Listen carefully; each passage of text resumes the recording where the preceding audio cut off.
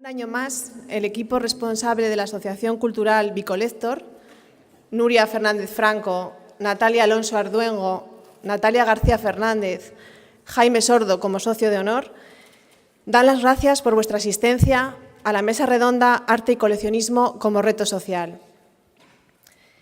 Desde Bicollector se apuesta por situar el arte y el coleccionismo entre los temas principales dentro del contexto social contemporáneo. Por eso, en este 2016, se propone el desarrollo de una mesa redonda dentro del Foro de Pensamiento Social, Tendencias y Retos de la Sociedad Actual. El objetivo último de esta asociación es acercar al público el arte contemporáneo, mostrando cómo el coleccionista ejerce un papel catalizador dentro del campo del arte. Para este año contamos con los siguientes invitados: Pablo de Castro, artista, coleccionista y profesor de arte; Alicia Ventura, responsable de la colección de KV; Luis Caballero, psiquiatra y coleccionista; y como moderador, Antonio Blanco Prieto. Para ampliar información sobre sus biografías y leer las entrevistas que les hemos hecho a propósito de esta mesa, pueden visitar la web www.bicollector.net.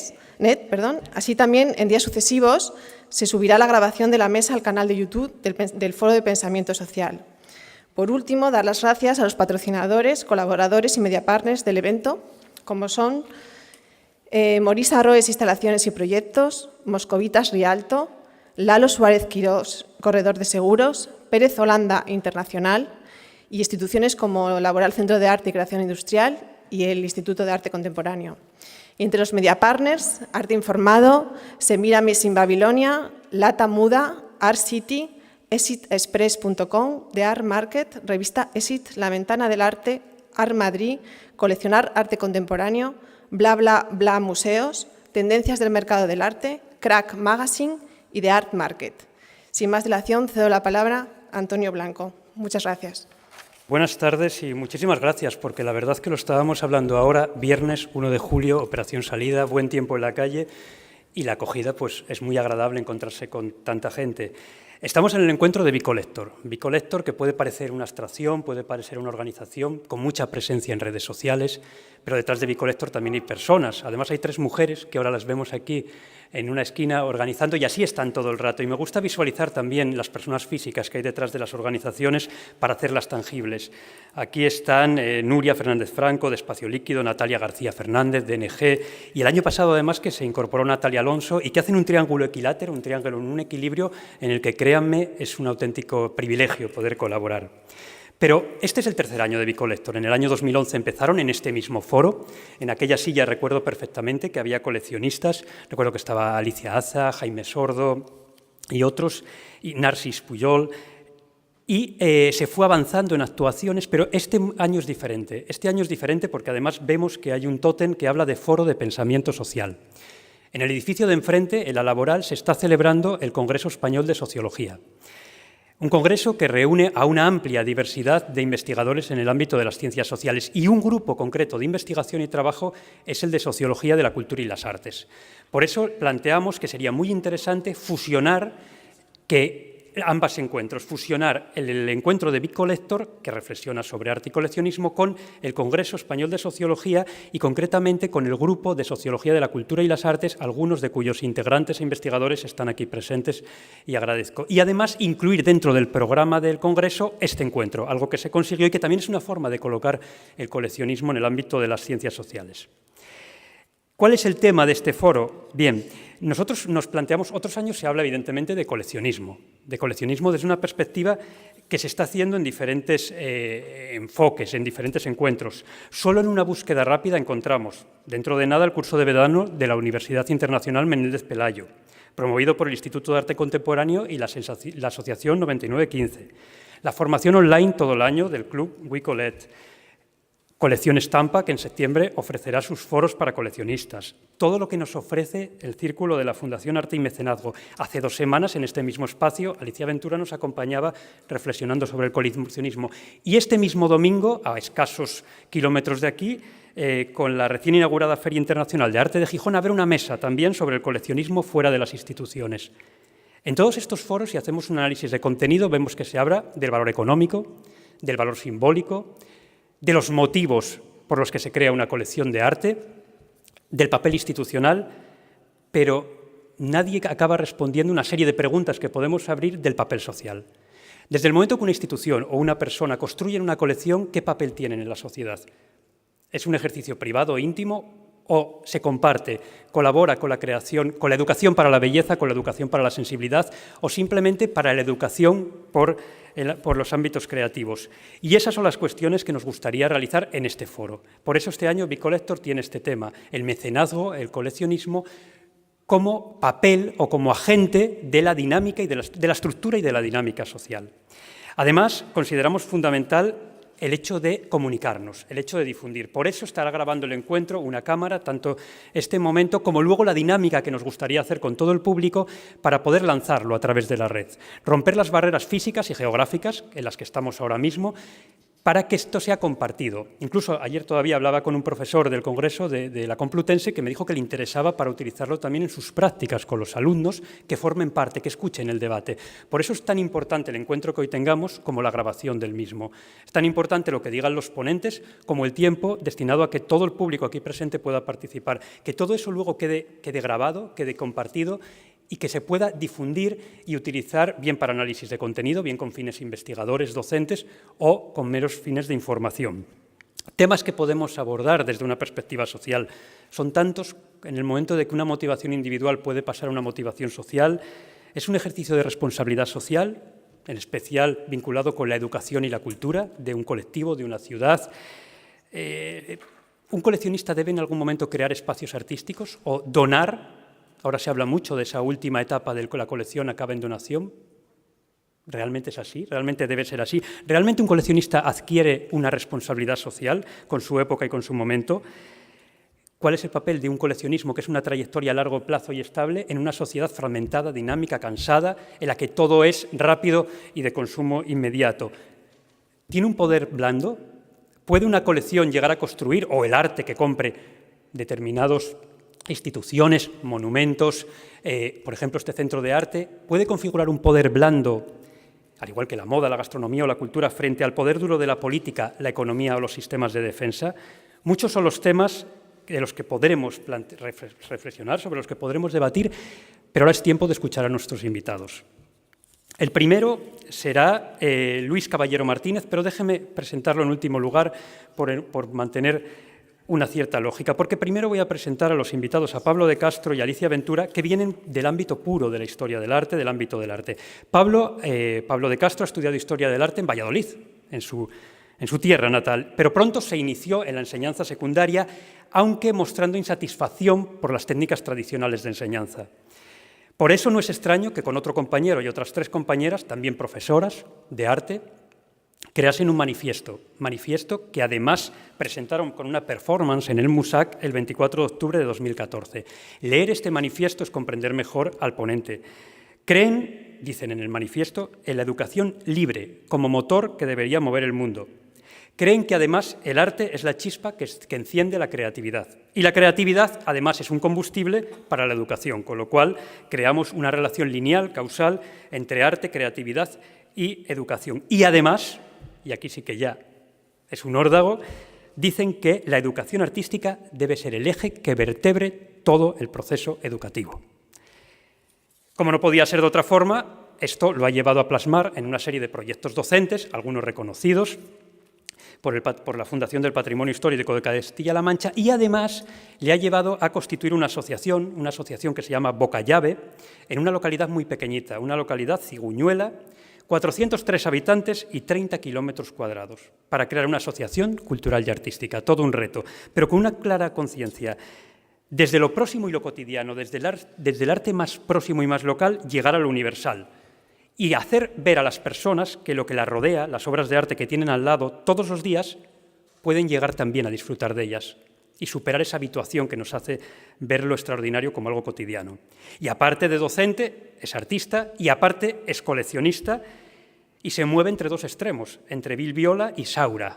Y ahí, en ese intervalo, se sitúa su creatividad.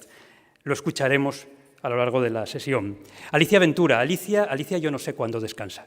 Si Alicia Ventura, todo lo que dice los sistemas de documentación digital es cierto, creo que Alicia descansa en un museo entre feria y encuentro artístico. A veces. Y en el AVE. Además, puede ser lógico cuando ella ha declarado en alguna ocasión que para ella el arte ya se ha convertido en algo necesario, en una forma de vivir. También ha estudiado Historia del Arte y Música, pero pronto se decantó más bien por la gestión cultural, lo que la llevó a una formación de posgrado en ESADE y en la Universidad Pompeu Fabra. Comenzó como galerista, y estos fueron unas puertas al mercado del arte muy importantes porque desde su rol de galerista se relacionó con los diferentes públicos que rodean al mercado del arte. Y esto le dio una fuerza al saber cuáles eran las necesidades y las expectativas de cada uno de los actores, museos, instituciones, coleccionistas, artistas. Con ello, acabó transformándose, con estos mimbres, acabó haciendo una cesta como gestora cultural. Una importante cesta que la llevó además a ser responsable, por lo que es quizás más conocida, en un primer impacto, de la colección de arte de KV.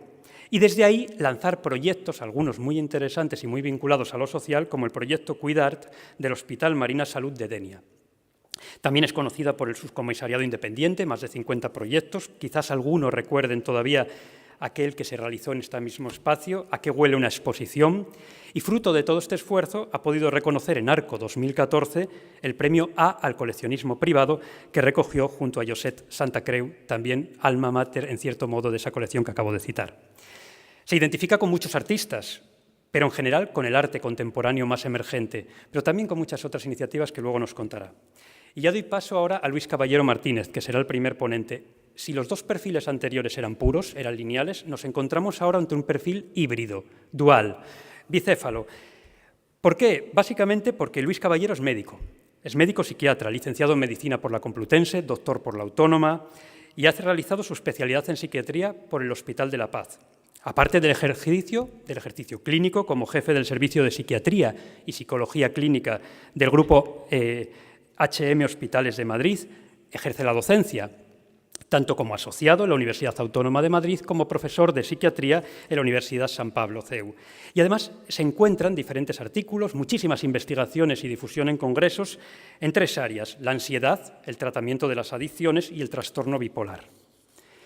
Aparte, tiene una participación activa en la Sociedad Española de Psiquiatría y hasta aquí muchos podrán decir, ¿y la parte cultural? Pues es muy fácil. Si ponemos Luis Caballero y sumamos en cualquier buscador la palabra estampa, de repente se abre otro Luis Caballero, de repente aparece la bicefalia y nos surge Luis Caballero coleccionista, Luis Caballero autor de un interesantísimo estudio cualitativo de los coleccionistas, realizado con Chema de Francisco en diferentes series paralelas de la Feria Estampa, en las que invita a coleccionistas a explicar lo que llamaríamos las epifanías en investigación social, esos momentos que suponen cambios a lo largo del ciclo de una vida, ¿no? Y para él les pide que identifiquen 6 momentos de compra o de adquisición de obras de arte, considerando que esos pueden ser estos saltos, esas epifanías que van haciendo giros en una trayectoria vital. Ese estudio, que es interesantísimo y que estamos esperando, además es muy coherente con su visión del arte contemporáneo, al considerar que el arte contemporáneo produce un impacto en quien lo observa que genera un cambio cognitivo, emocional y posteriormente de comportamiento, algo que además está estudiando actualmente desde el ámbito de la neurobiología de las artes.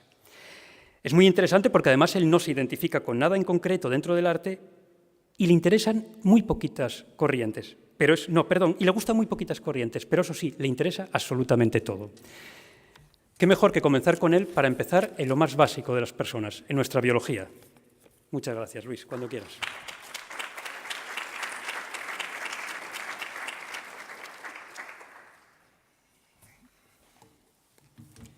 Bueno, pues buenas tardes. Muchas gracias a Bicolector, muchas gracias a Natalia, a las dos Natalias, muchas gracias a Nuria también y muchas gracias al resto de los organizadores. Como ha explicado muy bien Antonio, pues realmente mi presencia aquí tiene que ver fundamentalmente con este ciclo de conversaciones que empezamos con Chema de Francisco y que empezó recorriendo un día Estampa.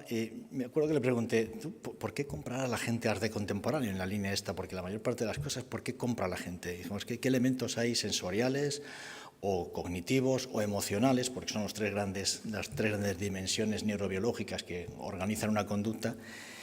Y empezamos una serie de conversaciones que funcionó bien, acabamos de terminar y la Fundación Arte y Mecenazgo pues, va a financiar una publicación. No tengo los resultados todavía, lo que sí puedo decir es que los elementos que hacen que la gente compre arte contemporáneo son los mismos que han sucedido siempre, es la belleza, son determinados elementos sociales y es el comercio también. Hay razones de comercio, razones económicas. Son las tres gracias. Por eso traía aquí de mi presentación, que no sé si está puesta. No, no está puesta. Bueno, pues traía esta primera representación que todos ustedes conocerán de las tres gracias, las hijas de Zeus, Thalia, Eufrosine y Aglaya, que son respectivamente pues, el culto a la belleza, a la sociedad y al comercio. Tres personajes que están presentes en todas las fiestas del Olimpo y que se relacionaban siempre con la gente que se lo pasaba bien. Fundamentalmente pues, con Apolo, con Eros, con Afrodita, etcétera, etcétera. Entre medias de toda esta gente están los coleccionistas. Yo no sé si los coleccionistas se lo pasan tan bien. Walter Benjamin definía a los coleccionistas como unos fisonomistas del mundo de los objetos que elevan las mercancías al estatus de alegorías y encuentran en ello relatos ocultos que hacen que estos objetos lleguen incluso a sustituir a las personas o acontecimientos reales. Esto es lo que él pensaba. Uno adivina en esta declaración que detrás del coleccionismo de arte contemporáneo, vamos a centrarnos ahí, hay motivaciones y operaciones mentales que son complejas y que no me gustaría reducir a otras más sencillas, pero sí que voy a intentar buscar un poco las raíces biológicas de por qué la gente compra obras de arte, porque quiere coleccionarlas, ¿no? Hace muchos años que Charles Darwin ya cimentó el estudio del arte no solo como un fenómeno cultural, que lo es, sino también como un fenómeno natural. El arte puede parecer un producto cultural, fundamentalmente, pero el instinto artístico que le impulsa no lo es. Es un instinto biológico, como todos los instintos. Y de ese modo los instintos están implicados en las colecciones y en el ordenamiento de los objetos artísticos. En realidad las funciones biológicas que operan en el coleccionismo de arte dependen de funciones que ya existen en los animales y se puede hacer zoología comparada de tal manera que la exploración y la curiosidad o la sed de objetos existe al menos en tres grupos de animales. El primero de ellos son los páridos. Ustedes conocen a los carboneros, a los herrerillos, este tipo de pájaros, son coleccionistas de comida, es verdad, pero son muy buenos coleccionistas. Los hámster, quien tiene hijos ha tenido hámster, son también grandes coleccionistas, no hay que poner cosas en las jaulas para ver cómo las juntan, ¿no? Los córvidos, entre los animales más inteligentes, más bromistas y más divertidos de la Tierra, son también grandes coleccionistas. Todos ellos están caracterizados por el desarrollo de un área del cerebro muy característica, que es el hipocampo. El hipocampo, que es el lugar de la memoria y de la resolución espacial, está muy acusado en estos tres grupos de animales. Hay estudios sobre ellos fascinantes. En un monográfico del Philosophical Translation de Londres se recoge la conducta de todos estos grupos de animales y se ve cómo acumulan fundamentalmente comida, porque les asegura la supervivencia, pero no solamente comida, también hay otras cosas que coleccionan. Quizá el caso más espectacular de todos, bueno, estas son las tres gracias, es el de este animal, que es el tilonorrinco de Nueva Guinea. Es un animal poco vistoso, como ven, sobre todo para vivir en un sitio donde hay gente tan vistosa como Papúa Nueva Guinea. El macho de esta especie construye un nido, es capaz de construir un nido de 2 o más metros y lo decora con enorme esmero por dentro y por fuera con bayas, con flores, con bellotas, con plumas brillantes de otros pájaros que son más vistosos que él, con cascarones iridiscentes de escarabajos y si puede también con desechos humanos, con paquetes de cigarrillos, tapones de botellas, hojas de aluminio, hojas de revistas. Se han visto en muchos nidos de tilonorrinco como una cosa muy llamativa. Es el macho quien lo hace en esta especie, es el macho quien busca este tipo de animales y construye de esa manera un objeto decorativo espectacular, abierto a la imaginación, y la hembra lo observa con un ojo crítico. Si le gusta una propuesta, pues anida y crían en él, y si no, pues se busca otro.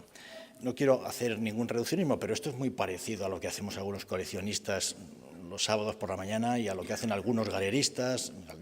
Aquí la diferenciación sexual no está tan clara, a veces las galeristas son mujeres y los compradores son hombres, o también sucede que es al revés, porque la especie es diferente, porque la especie humana es diferente del tilonorrinco, pero el fenómeno biológico es muy parecido. Desde luego los instintos de supervivencia, la acumulación de objetos de valor y los instintos de reproducción en forma de deseabilidad social están implicados en el arte y en la colección. Es decir, el soporte neural básico es el de los núcleos de la recompensa o del placer frontotemporal en la motivación básica. Bueno, ahí tienen uno que está pagando, me parece. Estos son los núcleos de la recompensa cerebral que resultan activados de alguna manera por el arte. No puede ser de otra manera, es que no cabe otro tipo de explicación, ¿no? Esto explicaría que el coleccionismo de arte llegue a convertirse en una necesidad vital, prioritaria, y que el arte llegue a cortocircuitar estas estructuras cerebrales, secuestrando la motivación y la conducta de un coleccionista extremo. Como una droga, no exactamente. Las drogas, el cortocircuito es químico. Es más fácil de entender. En este caso, la activación expresa impulsos de supervivencia y de reproducción que laten en la producción, en el disfrute y en el coleccionismo de arte, contemporáneo en este caso. ¿De qué otra manera podríamos entender las vertiginosas sucesiones de posiciones, de contraposiciones en las vanguardias artísticas del siglo XX, rivales unas de otras, ¿no? O el impacto extraordinario de Duchamp como un desafío genial precisamente a este valor adaptativo ancestral que el arte ha tenido para el ser humano desde el Pleistoceno. Recientemente se han llevado a cabo intentos de exégesis científicas con neuroimagen funcional del arte en general y del arte contemporáneo en particular, del modo en que el arte activa el cerebro humano, y sería muy interesante tener imágenes de resonancia magnética funcional de coleccionistas ante sus objetos. En el hospital en el que trabajo estamos desarrollando algunas investigaciones que no es el caso ahora contar. No solo es el hipocampo del que he hablado antes, es también el córtex prefrontal, es el cíngulo anterior, la amígdala y el lóbulo de la ínsula, las estructuras que están implicadas. Aquí las tienen ustedes en un cerebro en vivo, tomado de un banco de cerebros, y con este dibujo que he hecho, porque quería señalar una parte muy importante que es el córtex parietal posterior. El córtex parietal posterior es una zona es una zona de asociación, toda la actividad imaginativa y por tanto la actividad artística necesita de ese lugar de encuentro y de asociación, de percepción, de emoción y de cognición. Cuando uno mira una obra de arte, solamente el 20% de lo que activa en el cerebro tiene que ver con la corteza visual. El resto, el 80%, tiene que ver con corteza de asociación, lo cual quiere decir que lo que uno ve solo importa un poco. Es lo que uno proyecta lo que más importa. Yo quería poner un ejemplo con una crítica muy conocida, que no solo Rosina, sino mucha gente más conocerá, pero que yo voy a leer aquí. De este pequeño dibujo de Paul Klee, que es el Angelus Novus, con esta crítica que voy a leer. Dice, un cuadro de Klee llamado Angelus Novus muestra un ángel que parece que está a punto de alejarse de algo que contempla fijamente. Sus ojos están mirando con la boca abierta y sus alas se extienden. Es así como uno se imagina al ángel de la historia. Ha vuelto el rostro hacia el pasado. Donde percibimos una cadena de acontecimientos, él ve una única catástrofe que sigue acumulando escombros sobre escombros y los pone a sus pies. El ángel quisiera detenerse, despertar a los muertos, recomponer el destrozo. Pero una tormenta, soplando desde el paraíso, se ha enredado en sus alas con tal violencia que el ángel no puede ya cerrarlas. El huracán le empuja irresistiblemente hacia el futuro, al cual vuelve la espalda, mientras que las ruinas amontonadas crecen ante él y hasta el cielo. A esa tormenta es a lo que llamamos progreso. La crítica es fantástica, la literatura es preciosa, pero es absolutamente falsa. Yo no veo que nada. Al menos yo he puesto una interrogación detrás de cada uno de los párrafos en los que creo que eso no está en el dibujo.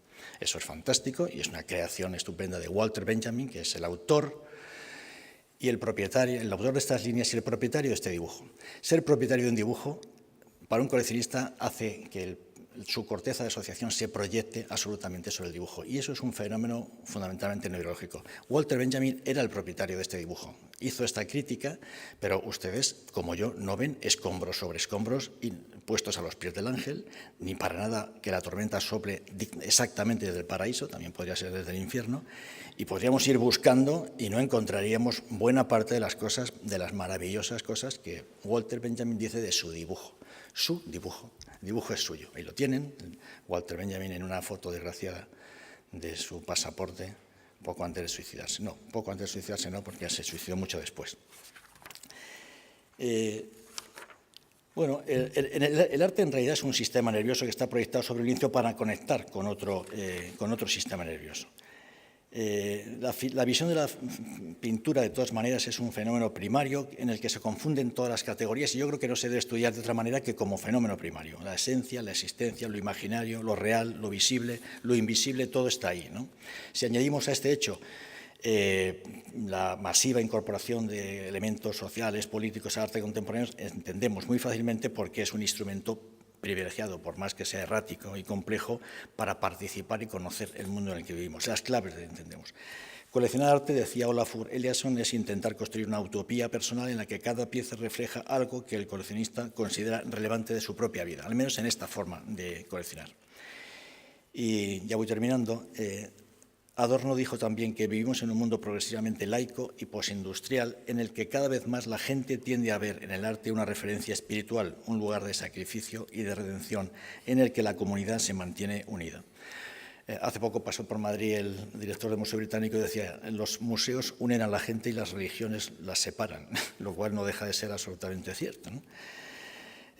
Traducido en términos biológicos, podríamos decir que el arte no está solamente movido por los impulsos competitivos de la supervivencia, que es la acumulación de valor, o la reproducción, que sería la indiscutible cualidad erótica que tiene el arte, sino también por otros principios biológicos de la evolución humana, por ejemplo, el altruismo recíproco, la adecuación inclusiva, la selección parental, de tal manera que la concentración en las grandes colecciones de significados imaginarios consolidan los vínculos entre las personas y entre los grupos sociales y a través de las generaciones.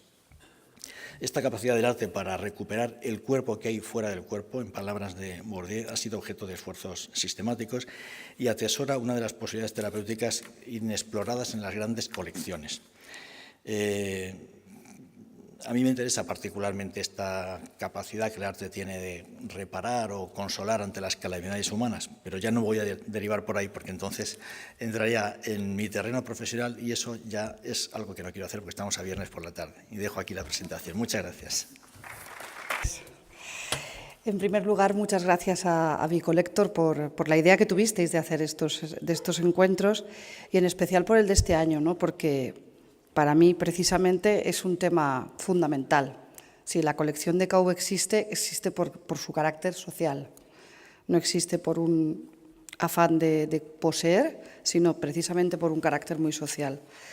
De todas maneras, antes de empezar mi intervención, yo invito a Luis a que luego sí que te metas en tu trabajo y nos cuentes un poquito de eso de arte, cine, esquizofrenia, que es tan interesante. Si no te lo preguntan, yo te lo preguntaré.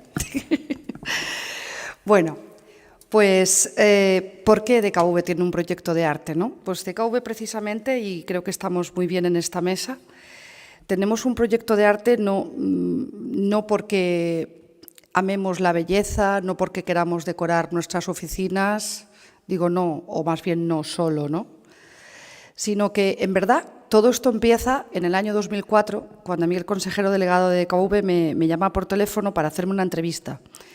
Yo estaba entonces trabajando en el Foro Universal de las Culturas, llevaba todas las exposiciones de la ciudad, y me quiere entrevistar porque sabe que soy valenciana y han ganado un concurso para llevar un hospital público de gestión privada y quieren utilizar el arte en el hospital. En concreto, quieren comprar piezas de arte para humanizar los espacios. Así empieza el proyecto de arte de DKV, ni más ni menos. Deciden que en el hospital ciertos espacios donde van a estar los pacientes, donde van a estar gente que va a las consultas, tiene que estar bello. Y ahí es cuando entro en la parte de la estética. Tiene que ser bello en todo su más amplio sentido de la palabra. Pero además de bello, yo les digo que también puede ser muy útil. Y ellos me dicen, sí, pero eso está muy claro en Inglaterra, en Alemania, en Estados Unidos.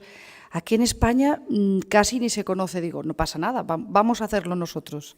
Es un trabajo que costó años.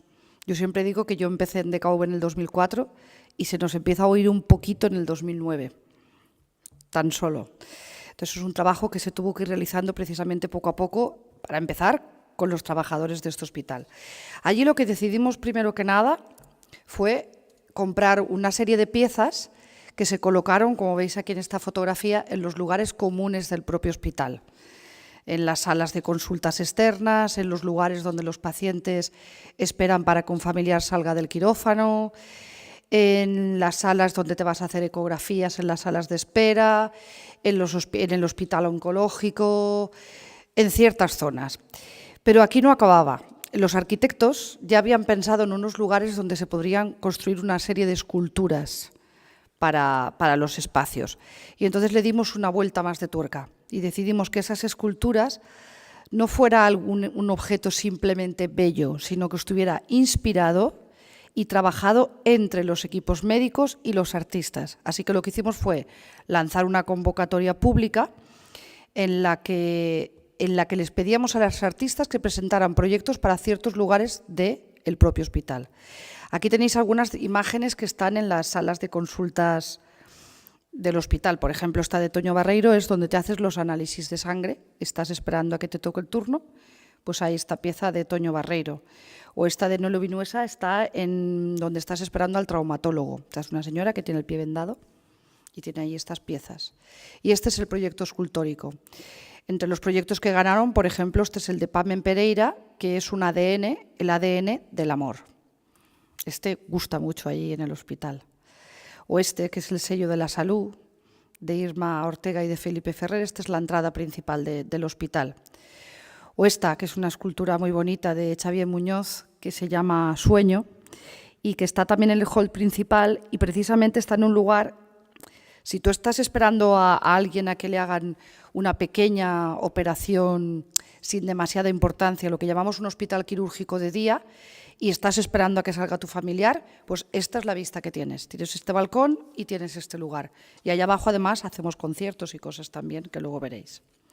Hay esculturas, como estas de Joan Llavería, inspiradas muy en los elementos de la zona. Es una zona, Denia es una zona de mar, una zona de huerta, de acequias, y están inspiradas en las acequias. Como veréis, nuestra colección empezaba así. Empezaba con tener piezas de arte para humanizarlo y escultura. Pero también sabéis que una pieza de arte es una intervención mural, por no llamar lo que antes, o por no llamar graffiti, porque, bueno, o también grafitis, ¿no? Entonces decidimos hacer, como esto sí que había en algún hospital, intervenciones murales, artísticas, para humanizar también ciertos espacios, y empezamos con el de pediatría. Y también lanzamos una convocatoria pública, que la ganaron los XLF. Pero siempre, como he dicho antes, trabajándolo con los médicos. Es decir, cuando XLF gana el proyecto de hacer toda la intervención de la zona de pediatría, no pintan cualquier cosa. Van a pintar con su estética, eso sí, porque lo que nos gustó de ellos es que no pintaban con la estética de Walt Disney, sino que era una estética muy, muy actual. Una estética que iban a encontrar en la calle, iban a encontrar en cualquier lugar, iban a encontrar en su colegio, en sus libros, en sus tebeos, en sus dibujos y en sus juegos. Pero eso sí, con toda esa estética tenían que contarle a los niños cosas importantes. Y todas las intervenciones murales que hay allí son muy educativas y hablan sobre higiene, sobre el fomento de la lectura, el fomento del deporte, la comida sana, jugar, reírse, hablar, comunicarse. Habla sobre todo. Esto es la sala de juegos, que es donde tienen además la escuela. Hay una escuela allí para los niños ingresados y demás. Y, por supuesto, en sus habitaciones había pintura, ¿no? ¿Cuál era la pretensión? Que se sintieran más como en su hogar y, sobre todo, invitarlos a una cosa muy importante que para mí tiene el arte, y es una de sus funciones, y es soñar. Soñar, imaginar y retarte a hacer cosas. La frase más usada de los niños cuando entran a las habitaciones, que entran a veces malitos y miran todo lo que hay, es: yo también sé pintar.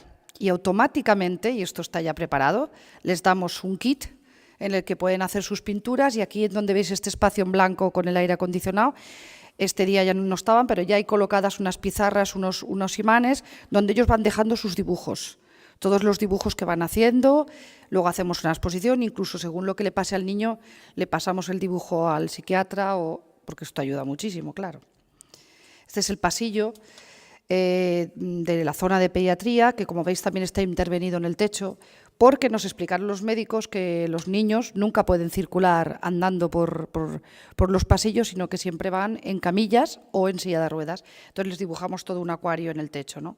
O esta es la sala de urgencias pediátricas, ¿no? Donde los niños van ahí, están muy malitos, y como veis, aquí no están llorando. Sí, suelen llegar llorando, pero la verdad es que durante la primera media hora suelen dejar de llorar, luego los ponemos a jugar con ellos.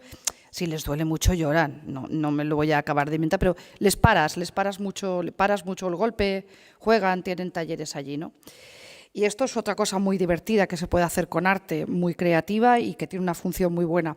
En las consultas de pediatría, cuando, por ejemplo, la consulta del oftalmólogo, la del endocrino, en vez de utilizar aparatos clásicos para ver cuánto ven o no, lo utilizan después, pero anteriormente a eso utilizan esto que tienen en las paredes para ver si los niños ven más o menos. Les meten en el juego, se meten en su lenguaje y con esto logran sacar muchas cosas más al niño, ¿no? Esto también está allí.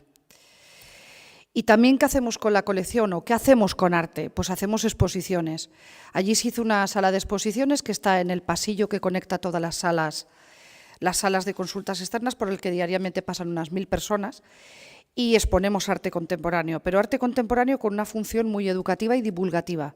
Todas las exposiciones que se hacen en el hospital tienen que tener que ver con el tema de arte y salud. Todas.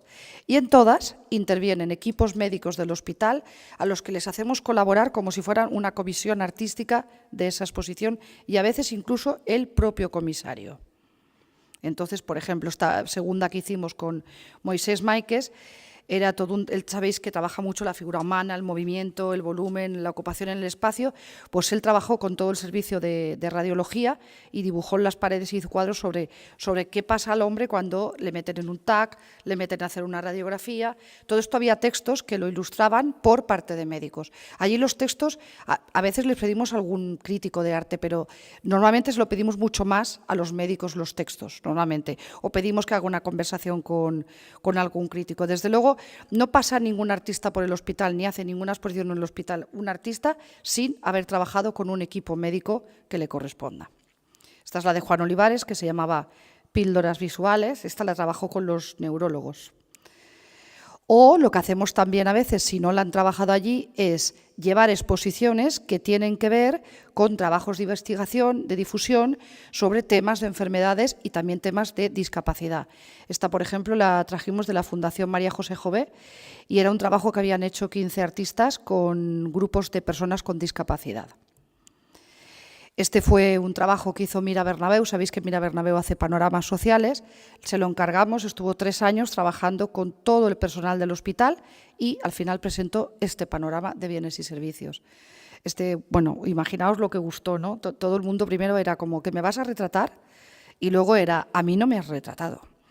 Y cuando le decía la postura que tenía que adoptar, era un estudio sociológico que le hacía también, ¿no? Muy interesante.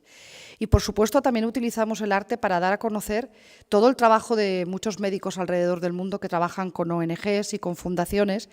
Y allá ha expuesto Gervasio Sánchez Vidas Minadas, Ana Palacios expondrá albinos, ha expuesto de Etiopía Juan Macaso Prieto y damos cabida a artistas que trabajan con ONGs y dan a conocer así su trabajo.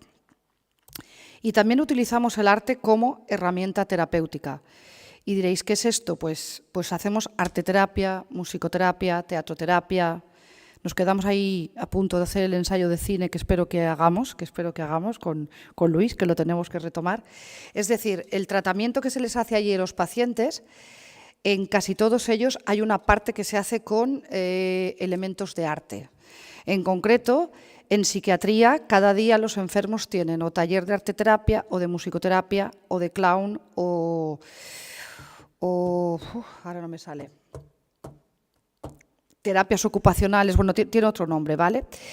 Y la función que tiene precisamente ya no es solamente de que ellos embellezcan su lugar a su manera y expresen lo que hay, sino que ayudan al psiquiatra a avanzar mucho más en averiguar qué es lo que tiene, qué es lo que piensa. Eso Luis nos lo explicaría mucho mejor. Y, por supuesto, hacemos musicoterapia, hacemos todo, ¿no? Y lo hacemos no solamente en pediatría, lo hacemos en psiquiatría, lo hacemos en el hospital oncológico de día, en hemodiálisis. La recuperación de ictus la hacemos con musicoterapia siempre, porque como además ya tenemos clarísimo que tardan un poquito en despertarse y que con la musicoterapeuta ya no tardan más que una sesión como mucho, pues lo hacemos con ellos, porque es que en vez de estar 2 meses en el hospital pueden estar 1. Es así. Y luego continuamos porque se despiertan mucho antes. Es así de sencillo, ¿no? Y de bonito. Y de bonito. Lo hacemos en neonatos también, que las reacciones de los bebés son como las de ictus, son increíbles, la verdad. Y también lo hacemos cuando se hace la preparación al parto. La preparación al parto también hacen canto prenatal las embarazadas, ¿no? Y verdaderamente funciona muy bien. ¿Y qué hacemos también con arte? Pues hacemos que los pacientes sean un poco artistas porque ellos lo piden, ¿no? O por lo menos que se expresen. Entonces, por ejemplo, en la sala de día donde se hacen los tratamientos de oncología o de hemodiálisis, Cada 2 meses invitamos a un artista a que trabaje con los pacientes para hacer lo que llamaríamos nosotros, o se llamaría normalmente la decoración del lugar, que no es como tal, sino hacer la tuya, ¿no? Entonces invitamos a artistas o a psicopedagogos o a gente que pasa por educación, profesores, a trabajar con los pacientes para hacer intervenciones murales en las propias zonas donde ellos están haciendo estos tratamientos. Bueno, ahí hay estudios de bajada de ansiedad, bueno, tú lo sabes, mucha menos depresión, ansiolíticos y demás, ¿no? Ya veis, y por supuesto no solo con los pacientes, sino con el personal sanitario. Esto nos llevó a hacer un congreso internacional que el año pasado cerró Luis Caballero, el congreso anterior con una fantástica conferencia, que hablamos sobre lo que ocurre, se llama Espacios de Arte y Espacios de Salud. Este año lo hacemos por tercera vez, el día 9, 10 y 11 de noviembre, en los que tocamos muchísimos temas. Y hay un tema que tú has tocado antes como de soslayo, que a nosotros nos interesa mucho, que, por ejemplo, que es la neuroestética. La neuroestética. Ahí intervienen los neurólogos, intervienen artistas, intervienen músicos y es algo muy interesante que también estudia el funcionamiento del cerebro a través de qué ocurre cuando miramos arte, cuando escuchamos una música, ¿no? Esto es todo lo que hacemos y como no me da mucho tiempo más, otra parte que hacemos importante precisamente con la colección es en nuestra Fundación Integralia, que es una fundación para la inserción y la formación de gente con discapacidad, también utilizamos el arte. Hacemos exposiciones de artistas con o sin discapacidad o que tratan este tema y lo último que hemos hecho ya muy importante, que vamos por el 2.º año, es un festival especializado en pianistas con discapacidad. Gente muy, muy joven. Y esto es en lo que nosotros utilizamos el arte. Por esto tenemos arte, porque además creemos que es un elemento de innovación. Nosotros este año, en el plan nuevo de la compañía, que se llama Voluntad, que acaba de ser presentado, una de las cosas más novedosas es que en casi todas las reuniones estratégicas de la compañía, yo el otro día estuve en una, va a haber 1 o 2 artistas. El otro día invitamos a los Boa Mistura. Estuvieron en una reunión en la que estábamos preparando varias estrategias para un tema de venta de seguros y estuvieron los Boa Mistura allí con nosotros. Es así. Gracias. Gracias a todos, muchas gracias por estar aquí, muchas gracias a Bicolector por traerme, por dejarme hablar de algo que vais a comprobar que parece sorprendente que hayan tenido tanto tino, ¿no? Tenemos una persona que es médico que ha hablado desde el punto de vista de la biología, de la neurociencia. Tenemos una persona que es responsable de una colección de arte contemporáneo asociada a la arteterapia y al museo, y quizá nadie sabía lo importante o la importancia que tiene la medicina en lo que yo voy a contar hoy, ¿no? Y menos pensando que vengo del mundo de la educación y de la educación del arte. Por eso precisamente, voy a volver a la primera otra vez, por eso precisamente he titulado esta pequeña ponencia Codificando los lenguajes del cariño, ¿no? Creo que va a quedar claro a lo largo de la exposición.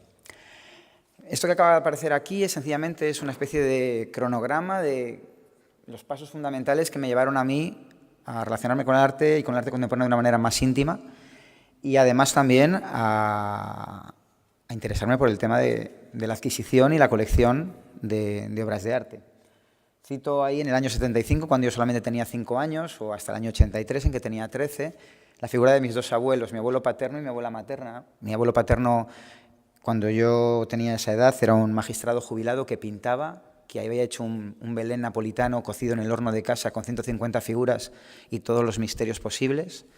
Mi abuela se obcecó en que yo tenía que ir a ver museos y colecciones y mi primer recuerdo de un museo es con mi abuela de la mano en el Museo Nacional de Escultura y nuestro perro metido en una cesta, hasta ese punto, ¿no? Antonio Merayo y José Santa Marta son mis 2 profesores de plástica del colegio, en distintas etapas, en la etapa de la EGB y en la etapa del bachillerato. Y posteriormente, obviamente, el pozo de unos estudios superiores en la Universidad de Valladolid y la pertenencia además a una asociación como era Reunar entonces, que organizábamos y comisariábamos una exposición de arte contemporáneo universitario, también me puso un poco, muy pronto ya, con 20 y pocos años, del otro lado, ¿no? Del lado de qué hacer con el arte, cómo podemos utilizar el arte de otra manera. Vivir en Venecia fue importante porque la residencia en la que yo vivía, prácticamente todos los que estaban allí conmigo eran o estudiantes de arquitectura o estudiantes de bellas artes. Ahí aprendí algo muy importante, que era lo que vale el trabajo de un artista. Mis compañeros trataban de sacarse los estudios y el poder vivir y estudiar en Venecia vendiendo las obras que producían para estudiar. Me parecía una cosa heroica. Y yo creo que de ahí me vino también un poco ese reconocimiento que es tan complicado muchas veces socialmente, ¿no? Parece que un arte y arte contemporáneo lo puede hacer cualquiera y no hay un reconocimiento al artista, se le regatea el precio. Es una cosa que a mí me parece impensable, ¿no? La creatividad no tiene ningún precio. He puesto en amarillo la beca en la Fundación Municipal de Cultura porque realmente aquí empezó la historia, ¿no? Concretamente, esa es la pieza de Jesús Capa que compré con mi segundo sueldo. El primer sueldo lo dediqué a hacer regalos a mis hermanos y a mis padres. Ganaba 90.000 pesetas, era una cosa ridícula, vivía en casa de mis padres. Y en el segundo sueldo me compré esa pieza de Jesús Capa, que es un artista de Valladolid, que yo recordaba haber visto una exposición cuando tenía 14 años en una sala municipal de exposiciones de la ciudad y que me había impactado mucho. Entonces, no tenía nada que ver con esto, entonces hacía arte figurativo, ahora es prácticamente conceptual. Pero bueno, esa es la primera pieza que compré y desde aquí vinieron otras 30 y tantas. Luego avancé de una manera bastante intermitente, comprando, por ejemplo, esta obra fue la segunda obra que compré importante porque era una obra original, porque fundamentalmente lo que estuve haciendo sobre todo fue comprar obra gráfica de aquellos artistas que tenían algún vínculo conmigo. José María Sicilia, por ejemplo, porque yo había estado explicando en la sala de exposiciones de la Pasión de Valladolid la exposición de Sicilia de Laura Baixa. Entonces, yo estaba tan absolutamente fascinado con el trabajo de Sicilia que en cuanto tuve oportunidad y dinero, y no se dieron las cosas a la vez, obviamente, pues fui adquiriendo algunos grabados de la serie de Orificios o obras de Saura, que también en su momento sentía una absoluta devoción por él, o incluso de Clavé, cuando yo empezaba también como artista a hacer grabado calcográfico, me parecía una cosa impensable que alguien fuera capaz de estampar esto, ¿no?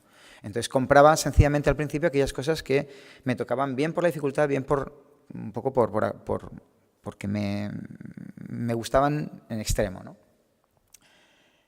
También artistas locales, también grandes pinturas. A partir de aquí ya empiezo a... Es una compra un poco espasmódica, no está sometida a ningún tipo de rigor, solamente me gusta...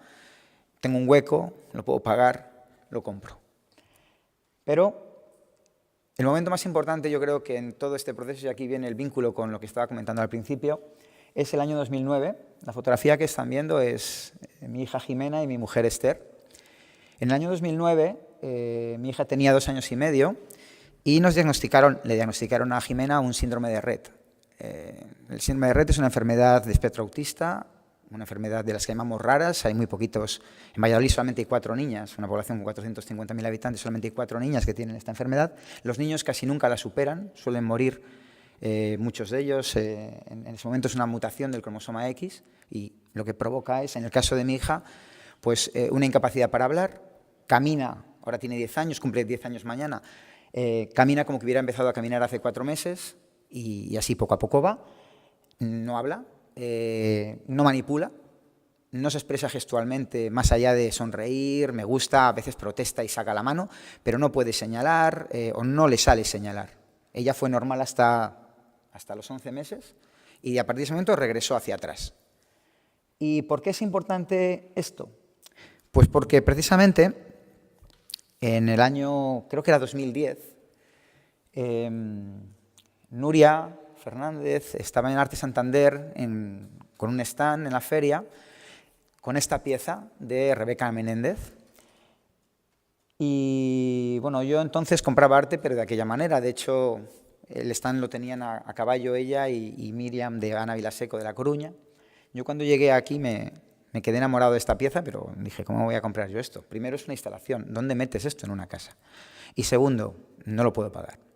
Entonces, bueno, ellas vendían un grabadito que costaba 100 euros, con el catálogo de Rebeca, y dije, bueno, pues esto es lo que me voy a llevar. Pero me quedé con la copla y fue muy gracioso, porque volviendo de Suances a casa, precisamente para que la niña tuviera una terapia, me llamaron por teléfono y compré la pieza por teléfono. Y mi mujer, que estaba al lado y me escuchaba hablar, no entendía nada de lo que estaba pasando. De hecho, aún sigue sin entender lo que pasa. Y de hecho, Adela, no lo cuentes, está mi tía aquí, las piezas en mi casa salen de manera esporádica. O sea, se compran y de vez en cuando aparecen. ¿Y esto cuando las comprado? Pues si te lo he enseñado 100.000 veces. Como no me presta atención, pues pasa bastante desapercibido. Es un momento de los que decías de epifanía. esta es la epifanía de mi colección, o de la colección que tenemos en casa. Obviamente, a partir de ahí, bueno, esos son los nombres más importantes que tengo representados. Los primeros 5 o 6 que no están en negrita son piezas adquiridas antes de que la colección tenga su línea, ¿no? Y la línea de la colección se creó de manera inconsciente. Yo seguí comprando obra y 3 años después miré hacia atrás y me di cuenta de que todo lo que había comprado en esos 3 años, todo absolutamente estaba relacionado con mi hija o con el contexto que nos rodeaba. Por ejemplo, esta obra de Ana Soler, que es una obra que es de una serie que se llama Suicidios, ¿no? Pues es una mujer joven en la cama y, por ejemplo, a mí me evocaba pues, todo el sufrimiento que Esther llevó, porque además ella se sentía bastante culpable por este tema de la enfermedad de la niña, ¿no? Y bueno, pues compré mucha obra de esta manera y en un momento dado, claro, fue cuando tuve claro que había una línea y decidí que a partir de ese momento la colección era Jimena. Y la colección se convirtió a partir de ese momento en una relación íntima entre mi hija y yo, un canal de comunicación entre mi hija y yo, una manera de alguna manera, hacer visibles aquellos problemas o aquellos anhelos que rodeaban a mi familia y, por otro lado, una parte importante de la que hablaré también, que es, no me quería quedar ahí, no me quería quedar solamente en el compro obra, guardo obra, expongo o la cuelgo en casa y creo un ambiente amable, sino que para mí era muy importante, por un lado, la visibilización de la enfermedad y, por otro lado, que realmente sirviera como canal de comunicación. Obras como, por ejemplo, esta de Belén Rodríguez González, de la que tengo pues, varias piezas, de Alain Urrutia, de Teo Firmo, de Cristina Rodríguez Vecino, mías propias, o de Elencoy. Y aprovecho este momento para darle uso a este cuaderno espectacular que me dieron en un curso de profesores en el que he estado hasta ayer y que empezaba por aquí, y el cuaderno de profesores, de las charlas de profesores, tiene la primera hoja escrita y nada más, pero si lo damos la vuelta, dado que el curso era muy poco importante y muy poco interesante, todo lo demás es reflexión en torno a esto de la colección y a esto del tema del coleccionismo que viene muy al caso. Entonces, bueno, me tomé al pie de la letra las instrucciones de nuestro moderador y traté de ir desgranando un poco las respuestas a las preguntas que se me hicieron, ¿no? En cuanto a qué considero yo o qué opinión tengo yo acerca de cuál es la realidad en la que se encuentra el tema del coleccionismo ahora, pues yo creo que hay dos planteamientos muy sencillos y muy básicos y muy inmediatos. Por un lado está la comprensión y por otro lado está la no comprensión o la incomprensión de coleccionar arte, y más arte contemporáneo. La comprensión se justifica casi de una manera muy sencilla a través de comprar por invertir, entender el arte como una inversión.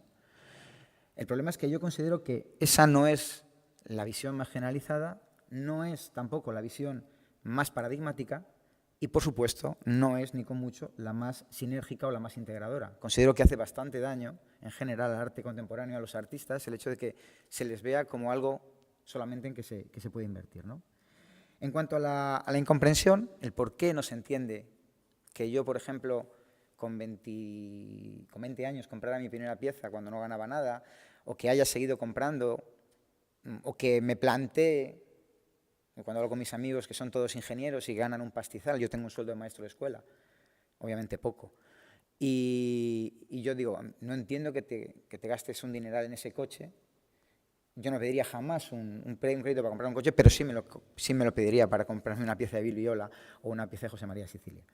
Obviamente hay algo muy importante que es el desconocimiento del sistema arte, el funcionamiento del sistema. Hay otra cosa importante también que es que, por desgracia, los conocimientos artísticos no llegan porque la gente no les concede importancia, porque es mucho más práctico ganar dinero que hacerse preguntas, porque es mucho más sencillo ganar dinero que hacerse preguntas y responder las preguntas.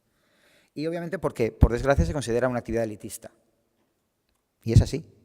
Y yo creo que es un ejemplo de que realmente esto no funciona de esa manera, ¿no? El tema del sinsentido es una de las cosas que más funciona.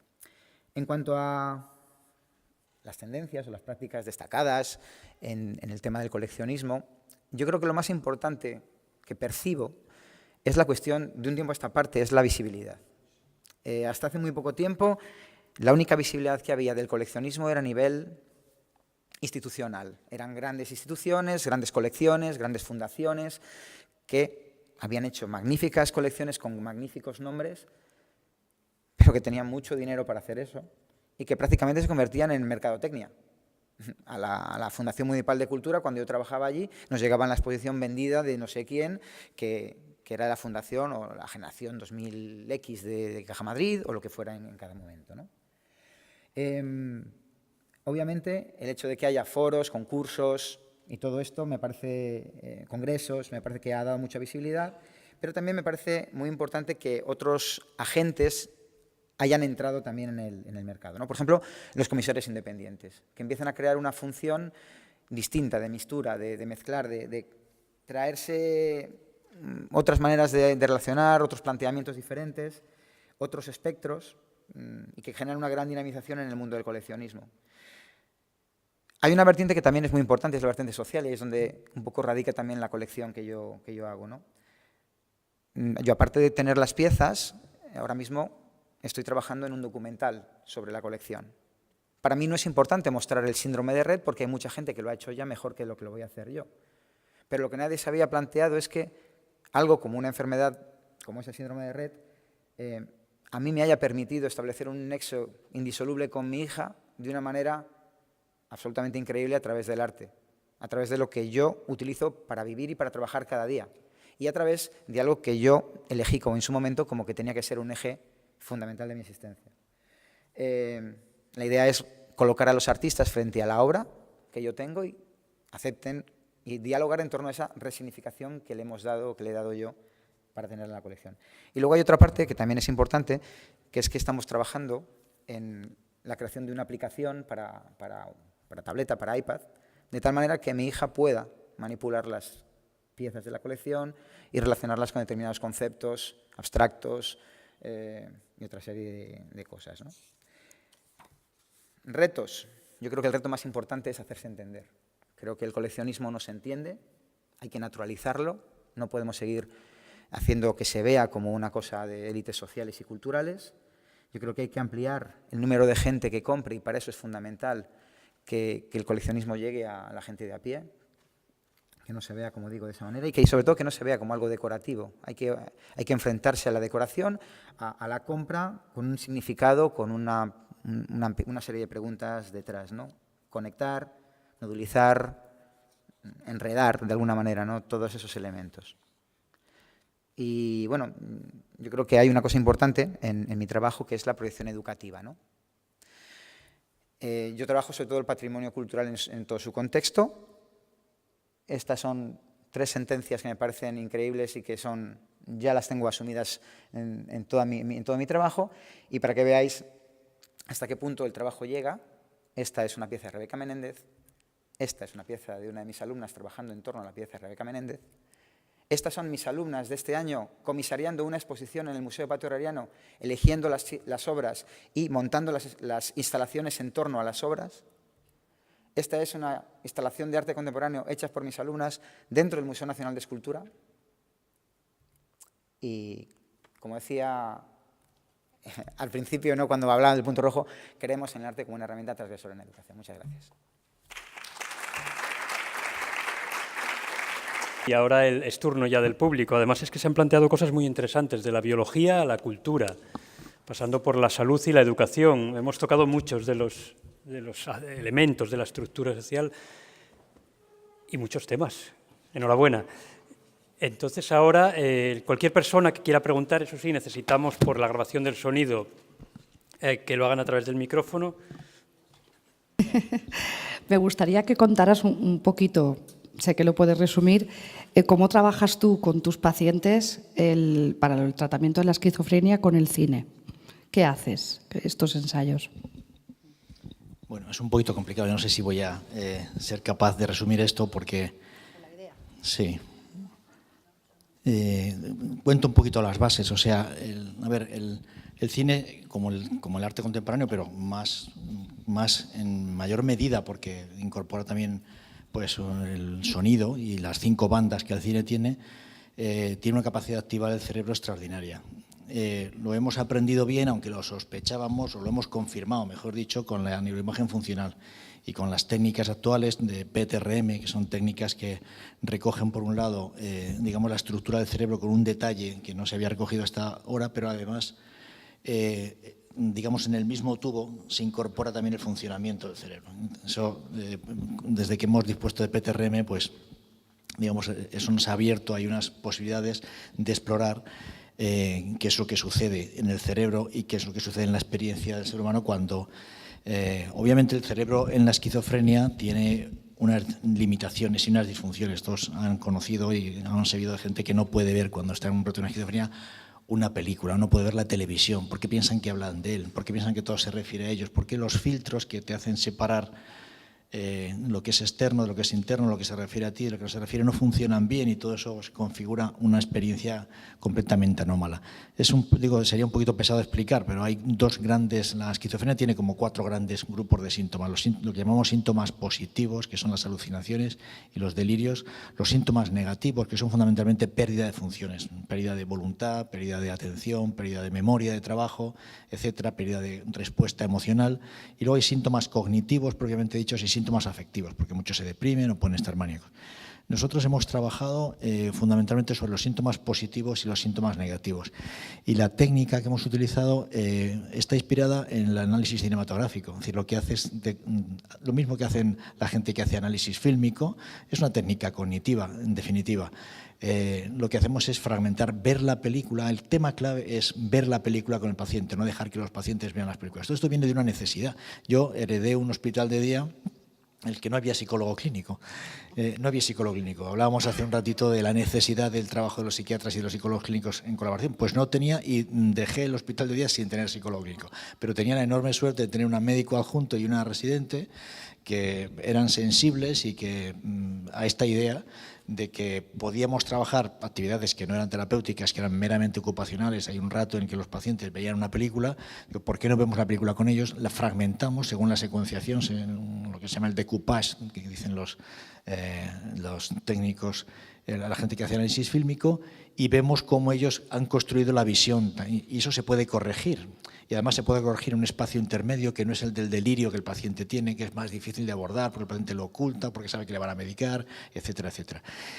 Con los síntomas negativos el trabajo es justamente el de activar áreas que están bloqueadas o anuladas y que no permiten que el paciente pues, se motive, se interese, tenga respuestas emocionales ante las cosas.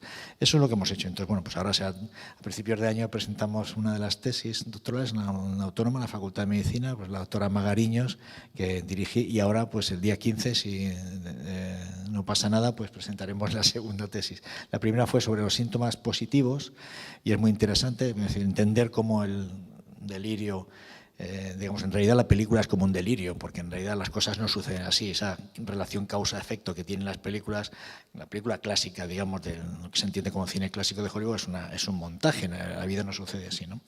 Entonces, desconstruir eso y con el paciente y hacer que vea el paciente una segunda vez la película reconfigurando lo que ha visto, pues tiene bueno, en los trabajos de tesis doctoral pues había una respuesta muy llamativa, una mejoría en los síntomas positivos y sobre todo una mejoría en los síntomas negativos, que es algo para lo que no tenemos medicamentos, porque para los síntomas positivos hay buenos medicamentos, pero no para los síntomas negativos, y es la base y la gravedad de la enfermedad viene por ahí viene el deterioro social de los pacientes, porque pierden atención, concentración, voluntad, interés, respuesta emocional.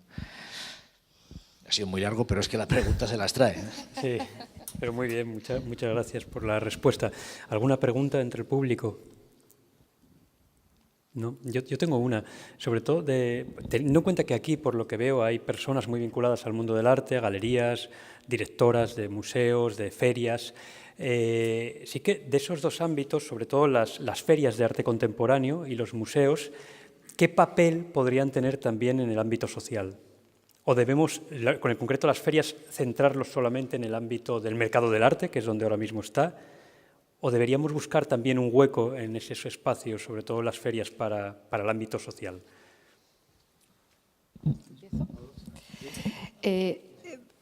Yo doy una breve y te la paso. Para mí, en las ferias ha habido hace tiempo ya, bastante tiempo, unos pequeños cambios. Las ferias son para vender, ¿vale? Y si no venden los galeristas, no existen las ferias. Y me parece perfecto y correcto. Pero para que alguien compre hay que educarlo. Antes veníamos hablando con Nuria, ¿no? de cuando te dicen, ¿por qué compras esto? ¿Porque te gusta? No, vamos a ver, porque te gusta, pero porque te gusta. Vamos a enseñarte a adquirir ese gusto y adquirir esa forma de ver la pieza para poder formar tu propia colección, ¿no? Y hace tiempo que en las ferias hay proyectos educativos. Está mal que lo diga, porque yo llevo el proyecto de DKV, pero hacemos Arco Kids. Pero en muchas ferias se están incorporando los proyectos educativos, ¿no? Entonces, la feria como tal, también es un referente. Yo siempre le digo a la gente que quiere empezar a comprar arte contemporáneo que visite todas las ferias que pueda, porque es como coger de repente una enciclopedia ahí toda junta. Te permite comparar, ver, estudiar, mirar. Y así es como lo vas mirando. Y, por supuesto, visitando galerías continuamente. Como decía Luis antes, ¿no? Los sábados por la mañana te vas a visitar galerías.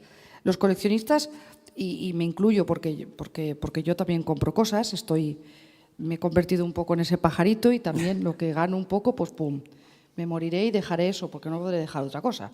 No tendré nada ahorrado.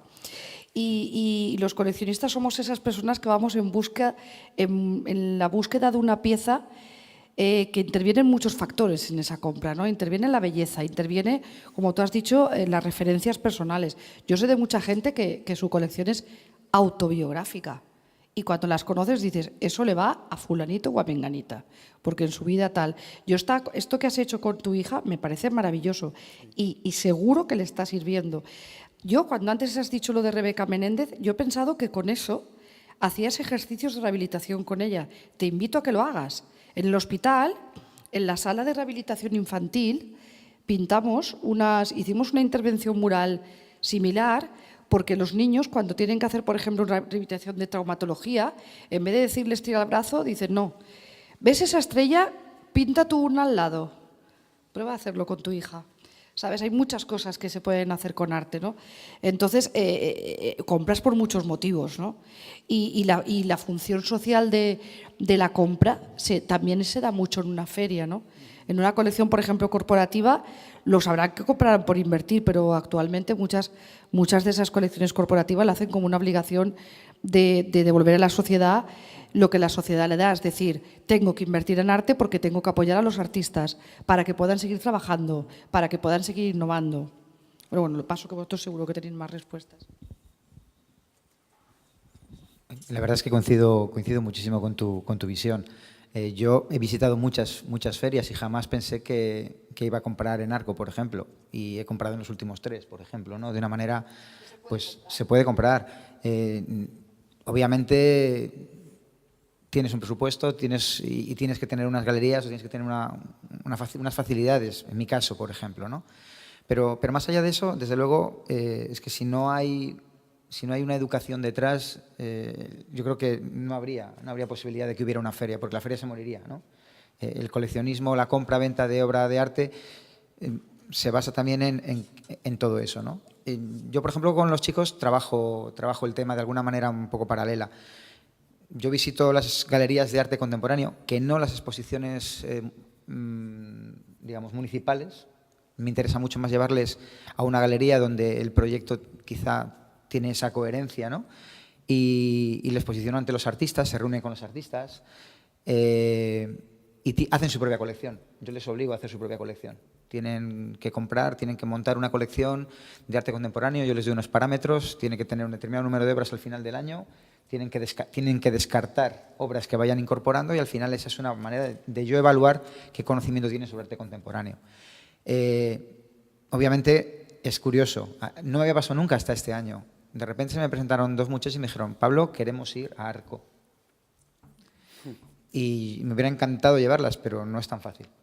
Creo que todavía tienen mucho por hacer las ferias en ese sentido. Quizá para los colegios o los institutos de Madrid es muy sencillo, pero para los que vivimos fuera de la capital, en la periferia, en provincias, que se decía, es complicado.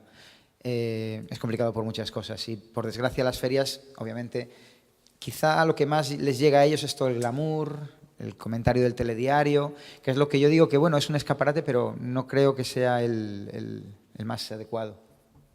No. Yo tengo cosas que preguntarte, y mucho más interesante de que lo que yo pueda decir, porque me ha encantado tu presentación. Y incluso esta idea que tienes, esto de hacer una especie de Monopoly, que es una especie de Monopoly del coleccionismo, de hacer como que una especie de compra figurada para los niños, me parece una idea genial de aprender, una manera estupenda de aprendizaje, es un juego. No sé si alguien lo ha hecho, igual lo ha hecho. Pero te quería preguntar una cosa. Nos has contado un poco lo que... haremos una respuesta corta y si no ya lo hablamos, porque esto quizá nos saque de ahí, pero yo es que no lo puedo evitar como médico. Para tu hija, ¿qué ha representado? Porque para ti está clara la colección, ¿cómo conecta ella? ¿Qué cosas le aporta la colección que no tendría? Todavía nada. Todavía nada porque ahora mismo el problema que tenemos es que llevamos 2 años en un cambio, en un tratar de movernos del espacio donde vivimos y ahora mismo hay muy poquitas cosas. El micro, por favor, para la grabación. Hay muy poquitas cosas visibles ahora mismo en casa. Tengo casi todo ahora mismo guardado. La mudanza la haremos en septiembre. Y todo este proceso empieza ahora. Yo he estado muy liado ahora con mi tesis doctoral, hemos cerrado ese capítulo y estoy ya trabajando con el guionista para trabajar el tema del guión para el documental y estoy también hablando con un amigo que es el que va a hacer todo el tema de la aplicación para manipular directamente las imágenes de la colección. Es un anhelo, es la vía, digamos, de salida de la colección, en mi caso. De momento no te puedo responder, espero poder responderte dentro de unos pocos meses. Aspectos técnicos que seguramente no serían de interés general, pero sí. luego hablamos. Sí, no, pero me ha gustado, pero ¿la has enfrentado físicamente a una pieza? Sí, sí. ¿Y qué hace? Por ejemplo, ¿qué hace? El problema es que ella tiene muchos problemas para fijar atención. Vale. Entonces, de momento yo voy trabajando. Por ejemplo, he dejado esta pieza precisamente por si salía de alguna manera, ¿no? Esta pieza de Lencoy la compré porque a Jimena, cuando duerme, cuando va a dormir, bueno, Jimena la música le funciona muy bien. Además, yo le canto mucho y una de las canciones que le canto es una canción que cantaba, yo la tengo en un disco cantado por Joan Baez, que es el Paso Río, que es una tonada tradicional, que el estribillo... Bueno, dice algo así como que los ojos de rana, dice que la niña tiene ojos de rana. Entonces, cuando vi esta pieza, me resultó imposible no identificar a esa niña con mi hija, a los renacuajos que se ven en la parte de abajo, y dije, esta es la pieza efectivamente que representa ese momento cotidiano nuestro, ¿no? Que es cuando la niña se acuesta y yo me voy con ella y le canto, ¿no? Entonces, esta pieza, que la he llevado a casa hace poco, solamente la hemos podido ver, la niña la ha podido ver solamente un par de veces, porque de momento no cabe en ningún sitio, es tan grande que no cabe. Pero yo le hablo mucho de la fotografía de los ojos de rana. Jimena, vamos a ver la fotografía de los ojos de rana. Y le canto la canción. Entonces, es poco empírico esto, ¿no? Quiero decir que no puedo responder tampoco mucho a esa pregunta porque aún estamos en ese proceso de montaje, pero yo espero eso. Y realmente, si hay un beneficio, lo habrá. Si lo tiene que haber, lo habrá. Pero el beneficio ya está desde el momento en que, de alguna manera, es muy terapéutico para mí. Es una manera de reflexionar yo sobre todo el problema que tenemos y a mí me ayuda, claro. ¿Has encontrado? Sí. Nos ha encontrado un modo, por lo menos un instrumento de conexión con ella, que lo consigas o no lo consigas. No querría tampoco polarizar o centrar todo en esto, pero luego hablaremos quizá de... nosotros tuvimos un proyecto cuando trabajaba en Puerta de Hierro que nos facilitó mucho Borja Vilel con el Reina Sofía. Entonces tuvimos, ¿sabes? La arteterapia, bueno, por lo menos la escuela que trabaja dentro de mi hospital, las personas que lo llevan, empiezan a trabajar elementos con pacientes que, digamos, tienen lesiones cerebrales que no les permiten, por ejemplo, han perdido mucha función del lenguaje, otras funciones, y sin embargo conservan el área de la expresión plástica y tienen ahí un desarrollo, a veces es un desarrollo incluso artístico, pero en todo caso es muy terapéutico. Ellos lo hacían, empiezan en un trabajo lento, y se nos ocurrió por qué no empezar con elementos que aportan, que cognitiva, emocional y sensorialmente son potentes. Y hicimos un proyecto muy bonito que está colgado en la página del Reina Sofía, que se llama Del Hospital al Museo, se llama exactamente, aprovechando el hecho de que el museo fue un hospital también, por cierto, ¿no?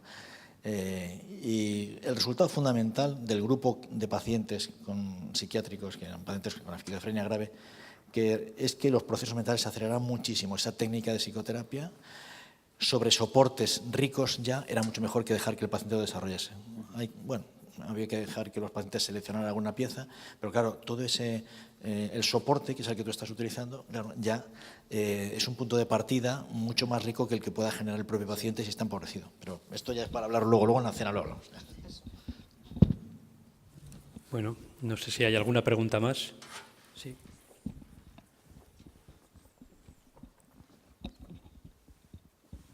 Bueno, gracias por este foro. Venimos de la Mesa de Creatividad y Cambio Social del Congreso de Sociología y bueno, hemos venido aquí un poco pues porque queríamos ver un poco cómo se había planteado esta mesa de arte y coleccionismo. Y en ese sentido a mí me gustaría hacer un par de apuntes. Entiendo que arte y coleccionismo se encuadra dentro de un foro de pensamiento social y por eso lo estamos vinculando en todo momento a lo social.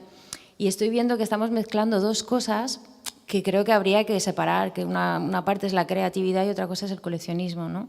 Porque en la exposición sobre la colección de DKV se hablaba por una parte de la colección y por otra parte de los talleres creativos que se están haciendo y en ese sentido yo creo que son aspectos distintos. Cuando se habla de enfermedad y arteterapia, pues también estamos hablando de creatividad y no tanto de coleccionismo. Y en ese sentido me gustaría ya hablar específicamente del tema del coleccionismo, porque normalmente cuando hablamos de cambio social, el coleccionismo es un aspecto que siempre queda un poco marginado. Yo creo que es un momento de hablar de qué responsabilidad, qué competencias tiene el coleccionismo, que no es exclusivamente coleccionismo de arte contemporáneo. Y que es muy importante educar en el coleccionismo de todo tipo de objetos, que van desde el diseño de muebles, por ejemplo, al apreciar las obras de arte que uno encuentra y conservarlas, etcétera, etcétera. Entonces, bueno, quizá lo hemos llevado un poco a una parte que siempre tratamos en estos foros, pero que es importante salir de ahí y entender, bueno, ¿cuál es el compromiso de los coleccionistas? Y en ese sentido hemos hablado con coleccionistas, solo han hablado los coleccionistas. Entonces, estaría bien que alguien del público que no es coleccionista también hablara de lo que piensa de los coleccionistas, ¿no? Creo, porque estamos hablando en un foro de pensamiento social, ¿no? Entonces, bueno, siempre, generalmente lo vinculamos a arte contemporáneo, quizá porque, bueno, es el que más acapara, pero no debería de ser así. ¿Y cuál es el compromiso que deberían de tener los coleccionistas? A mí me parece que los coleccionistas, el coleccionista, las instituciones, porque hay muchos niveles de coleccionismo, es vital, es muy importante, porque al final los artistas tienen que comer. Y hablo solamente de un aspecto, porque hay muchos otros. Pero es verdad que cuando los que no coleccionamos vemos obras de arte es porque alguien las ha pagado. A lo mejor no directamente ha comprado una obra, pero sí que ha mantenido a un artista durante mucho tiempo y eso lo hemos visto en la historia del arte constantemente. Y hay un lado negativo, un lado oscuro del coleccionismo y todo el mundo lo sabe también y es importante, ¿no? Y es que los coleccionistas ejercen una presión simbólica, una violencia simbólica que diría Bourdieu. Vosotros al final estáis de alguna manera comprometiendo el discurso del gusto, ¿sí o no? Las instituciones lo hacen, lo sabemos, lo hemos hablado en muchos sitios, los coleccionistas al final también, porque es verdad que no todo el mundo colecciona y no todo el mundo puede coleccionar. Hemos hablado de Arco, pero no todo el mundo puede ir a Arco, ni siquiera podemos ir con los estudiantes, no todo el mundo puede comprar en Arco. Entonces, bueno, yo creo que son aspectos que si estamos hablando de un foro de pensamiento social son importantes. Yo he apreciado las tres ponencias. No he entendido muy bien el tema de lo biológico en el coleccionismo, sí que creo que el gusto es algo aprendido. Evidentemente, viniendo de un foro de sociología, para nosotros casi todo es construido. Entonces, bueno, también añadir un poco de ese aspecto que, como estamos coincidiendo con ese foro, es importante, ¿no? Quizá desde la historia del arte, pues siempre hemos entendido que el gusto es algo que a lo mejor es innato, ¿no? Pero desde la sociología sí que es verdad que se entiende como algo más construido, ¿no? Socialmente. Y ahí tenemos una responsabilidad importante, hay que educar en el comprender y hay que educar en el construir la colección para que esa colección también sea rupturista, también sea... Porque coleccionar no significa nada. Tú puedes tener una colección que puede ser, quiero decir, compras porque inviertes también. Es el lado material de la inversión. Nos estamos hablando de algunos proyectos en los que creemos porque transforman y tal, pero no siempre. O sea, hay inversores también en el coleccionismo. Quiero decir, el coleccionismo es un constructo enorme en el que hay de todo. ¿no? Entonces, bueno, yo creo que son aspectos que tienen que ver con el hecho social del coleccionismo, que también es importante. Bueno, he lanzado varias cosas que yo creo que dan para... Sí, No, pero está muy bien y la verdad es que no puedo decir otra cosa que yo creo que yo estaría de acuerdo en casi todo, en todo lo que has dicho, si es que no... lo que pasa es que, bueno, las conversaciones a veces, dependiendo de la gente que hay, pues toman un sesgo y aquí pues se ha producido un sesgo como cualquier otro, ¿no? Solo hago un apunte acerca de lo que es la base, quizá no lo he explicado bien, pero lo que quería explicar es que hay una parte cultural, el coleccionismo se percibe como un fenómeno social y cultural, desde luego, y estamos en un foro en que deberíamos hablar más de todo eso. Deberíamos, pero yo seguramente no soy la persona más adecuada para hablar de todo eso. En realidad, entre la biología y la cultura, la distinción es un artefacto. La cultura es biología. Es decir, la cultura está producida desde la biología y de las necesidades humanas. Es lo que yo intentaba destacar. Es decir, que eso tiene una base biológica. Obviamente lo he caricaturizado, pero hay muchos saltos que se producen entre los impulsos de supervivencia, reproducción y el resto de los motores de la evolución animal y humana y el coleccionismo de arte contemporáneo. Yo no pretendía de ninguna manera hacer un reduccionismo y explicarlo todo desde ahí, eso sería... Pero sí me interesa destacar que hay, es decir, aunque el coleccionismo es un fenómeno cultural y social, y es así como deberíamos analizarlo, al menos en un foro como este, hay una base biológica para eso. No puede ser de otra manera. Es que no hay cultura si no hay biología. La cultura no se crea si no es desde el cerebro humano. Todo esto se ha generado porque alguien lo pensó, lo necesitó, lo realizó un día para satisfacer una necesidad creída, inventada o real. Y en ese sentido, aunque las claves y las metodologías de las distintas ciencias sean diferentes, hay una conexión entre todo y la base humana es biológica. No puede ser otra. Yo también te quería comentar varias cosas. También estoy de acuerdo en muchas cosas que has dicho. Cuando yo precisamente he contado la colección de esta manera que la he contado, y efectivamente, arteterapia es otra cosa, no es coleccionismo, era del uso de una colección para. Luego he querido como añadir eso, tienes razón, ¿no? Pero yo sí que te diría que cuando coleccionamos por muchos motivos. Colecciones lo que colecciones. Colecciones lo que colecciones. Pero siempre hay algo que subyace, que es el deseo, la pasión, el gusto, la necesidad, la locura. Entonces, eso lo transformas de muchas maneras, ¿no? Hay muchas colecciones que el papel que tienen precisamente es lo que tú muy bien has dicho. Si no existieran, patrimonialmente no tendríamos eso. O sea, en este país en el que últimamente hay muy poquito dinero para comprar, tenemos que dar las gracias a muchas colecciones privadas que están rellenando esos huecos en los museos que ahora mismo no pueden adquirir esas piezas. Entonces hay algunos coleccionistas que realmente su función social es esa, es la de preservar el patrimonio. Y hablamos de órganos, de música, hablamos de arte contemporáneo. Yo siempre digo, cuando, por ejemplo, en los foros de arte contemporáneo se habla de coleccionistas que compraban, ya no compran, digo, bueno, pero compraron en los 40 y los 50. Menos mal que lo han hecho, porque si no ahora no veríamos ese arte de los 40 o los 50. Todo el mundo tiene su etapa. Es decir, esa función de conservación es muy importante, ¿no? Y ahí hablaríamos un poco, cuando tú has planteado, ¿se debe de donar? Pues depende y cómo, ¿no? Porque también donar es una responsabilidad para el que lo recibe. O sea, tú a veces cuando recibes una colección tienes que mirarlo muy bien, porque es que cuesta muchísimo dinero conservarlo. Por eso a veces hay museos que no reciben colecciones, pues no pueden, ¿vale? Entonces, ahí vendría el papel social también del mecenas, ¿no? Dono y además ayudo, ¿vale? O lo que tú decías, si no existieran colecciones como las que muchos de nosotros tenemos, que vamos a Arco y compramos una pieza de 1.000, 2.000, bueno, Arco, a galerías, y nos hacen plazos los que podemos, ya sé que hay gente que no puede, ¿vale? Pero los que podemos, pues estamos ayudando precisamente a que esos artistas lo puedan seguir haciendo, ¿no? O la producción. Aquí estáis en una casa, en la Laboral, que hay becas de producción que ayudan a los artistas a hacer su proyecto, ¿no? Entonces, la función social del coleccionista la hay mucho. Cuando te has dicho antes, bueno, es por inversión, vale, pues su función es la inversión. Es un señor que quiere invertir. ¿Qué función está cumpliendo? La de invertir. Ahí ya vendría la parte que tú has dicho de la presión que ejercemos, ¿no? Porque convertimos este mercado.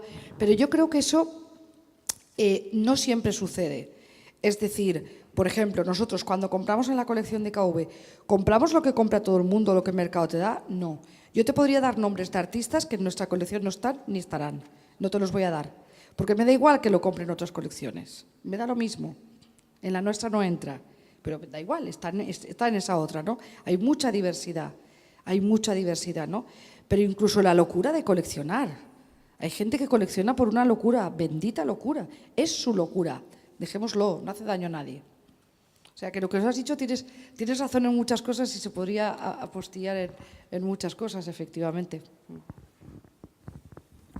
Bueno, yo solamente querría añadir una cosa, y es que el coleccionismo existe en tanto en cuanto es coleccionismo. En un momento dado deja de ser coleccionismo y se convierte en conservación.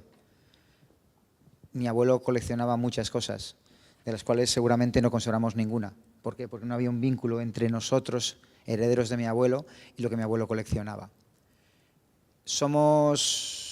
Quien colecciona, de alguna manera conserva la cultura de su tiempo, o, pues no lo sé, porque el momento en que yo desaparezca, no sé qué pasará, a no ser que yo deje decidido qué es lo que voy a hacer o qué se va a hacer con esta colección. Pero ¿y todas las otras? Yo colecciono ejemplares de la Isla del Tesoro, tengo 27, porque todos los años considero que empiezo las vacaciones cuando me leo la Isla del Tesoro. ¿A quién le importa que yo tenga, cuando vienen mis amigos a casa y se encuentran una balda llena de Islas del Tesoro y ven que no hay otra cosa, dicen, ¿este tío es tonto? ¿O es que no se lo ha leído bien? O sea, no tiene ningún sentido. A veces el coleccionismo es absolutamente ridículo, absolutamente irracional. Yo querría apuntar esa línea también, ¿no? Porque al final, cuando la colección se concibe, claramente tiene unas líneas, tiene unos parámetros. Pero es que si yo no cuento el hilo que conduce toda mi colección, seguramente lo que yo hago no tiene ningún sentido, ¿no? Entonces, socialmente, bueno, pues está ese, yo creo que ahora lo has apuntado muy bien, ¿no? Efectivamente, la conservación es una de las funciones importantes, pero yo tampoco la tengo como la prioritaria, como la más importante. En mi caso, esta colección, vamos a ver, Nuria me convenció de que yo era coleccionista y me convencí otro día. O sea, cuando me compré una instalación que no podía meter en casa y que sigue en la caja porque no cabe, y cuando me compré una pieza que dije me la compro y luego pensé, ya, ¿y cómo la pagas? Porque yo destino 200 euros al mes a estas cosas, como muchísimo, ¿no? O sea, que es que realmente tengo un sueldo muy, muy justito y tengo los problemas que tengo, ¿no? ¿A qué voy? Voy a que las colecciones se construyen de muchas maneras y en mi caso la función social de mi colección está por venir. Está por venir. O sea, yo sí tengo claro que esta colección será una manera de dar visibilidad a la enfermedad de mi hija y quizá de conseguir a través de pues que yo venga aquí hoy, que en octubre dialogue mi colección con el Museo de Arte Contemporáneo en Castellón, pues de que alguien se pregunte qué puñetas es esto del síndrome de Rett y por qué no hay ayudas, por qué la gente no investiga en una enfermedad minoritaria que sufren una de cada 20.000 nacidas. Llegará, quizá, y no tengo claro que llegue, porque seguramente a la gente le interesará más otras cosas, por ejemplo la alopecia, ¿no? Es mucho más rentable investigar para que yo tenga una pelambrera estupenda que mi hija mejore sus condiciones de vida. Entonces, el tema de la vocación social del coleccionismo, yo creo que es también algo que es muy privado. Muchas gracias. ¿Alguna pregunta más para terminar? Me parece que ¿no? Karen... Por supuesto. Es que como has dirigido antes la pregunta al público, yo desde el público me gustaría comentar las experiencias que yo tuve, que vengo de un país nórdico donde hay un contexto cultural algo distinto en cuanto a la función social, por ejemplo, del mercado del arte, las galerías. Y lo que yo he observado aquí en este país y los primeros años 80 que estuve en Madrid, el papel, la función social tan importante que tuvo una feria como Arco, que en los primeros años era sobre todo un evento social con un programa de comunicación y de socialización a todos los niveles, empezando a generar un mercado que no existía, empezando a generar la figura del coleccionista de arte contemporáneo que tampoco existía. Y yo creo que esta feria tuvo una función fundamental para poder hablar de coleccionismo en este país. Esto en primer lugar, del coleccionismo público y privado. Y algo que yo conocía en las ferias de Colonia y digamos en Alemania y en Suiza, pero esta función y esta conciencia y esta inversión en estos aspectos sociales, como lo he vivido en una feria como Arco, la verdad era para quitarse el sombrero y decir, mira, ahí se hizo algo insólito y algo muy importante para poder estar hoy aquí y hablar del coleccionismo. Esto en primer lugar. En segundo lugar, en la situación actual en la que las instituciones públicas no tienen fondo, no tienen presupuesto para generar patrimonio, el papel del coleccionista privado, sea por las razones que sea porque simplemente le interesa invertir o sea porque responda a una locura personal, pero está contribuyendo a la creación y a la preservación de nuestro patrimonio contemporáneo. Y esto, de por sí, se merece para mí todos los respetos. Y luego lo que veo es que los coleccionistas, que se están organizando a través de asociaciones, que están sacando sus colecciones privadas para prestarlo a las instituciones públicas, que no tienen necesariamente los medios para poder responder en este momento al pulso del mercado, y los coleccionistas pues sí lo tienen, sí lo comparten sus colecciones privadas en el espacio público y sí también contribuyen con programas educativos, cumpliendo con una función que nuestro sistema educativo en este momento está desatendiendo, que es la educación artística en música, pintura, teatro, danza. Estamos totalmente fallando a las generaciones jóvenes y las instituciones públicas y las colecciones privadas, incluso algunas galerías, están asumiendo un papel importantísimo con programas educativos y llevar a los jóvenes a acercarse al mundo del arte. El trabajo que estáis haciendo en DKV y muchas otras colecciones, yo creo que esto es muy importante y en ese sentido, respondiendo a tu pregunta de la función social, sí se está asumiendo en este momento mucho más que en otros momentos se ha asumido por parte de las colecciones públicas y las colecciones privadas. Mi pregunta a Luis, que tiene que ver con el tema, con el sistema educativo. Yo no puedo entender que por una parte en el ámbito de la neurociencia se ha avanzado en ámbitos de investigación que dan una muestra clara de la importancia que tiene la educación artística para el desarrollo de la plasticidad neuronal y de la capacidad cognitivo, emocional, afectiva, intelectual, la importancia que tiene la educación artística y por qué nos lo estamos quitando a la gente joven. Porque falta conexión entre los que hacen los planes educativos y los que estáis investigando en el ámbito de la neurociencia, mostrando la importancia que tienen, o hay otros intereses, es simplemente la incomunicación, es porque hay intereses que no quieren que esto evoluciona. Me parece una observación buenísima y muy certera, además. No sé contestar, la verdad. Me estoy planteando la pregunta, según tú me la estás haciendo, para intentar buscar una solución que hoy no le voy a encontrar, desde luego. Pero estoy muy de acuerdo, porque si miramos un poco el desarrollo cerebral normal, o sea, todos estos aspectos de la conexión con la creatividad, en realidad, entre una obra de arte, la compres, la colecciones o no, y un espectador, siempre hay una relación que es centrífuga y centrípota. Es decir, la obra viene a ti, pero tú también te proyectas en la obra. Y en esa proyección de la obra hay un elemento de creatividad que es importantísimo. Quien tiene la suerte de asistir a ese proceso, porque tiene un profesor como Pablo que, digamos, te obliga, tiene un tesoro.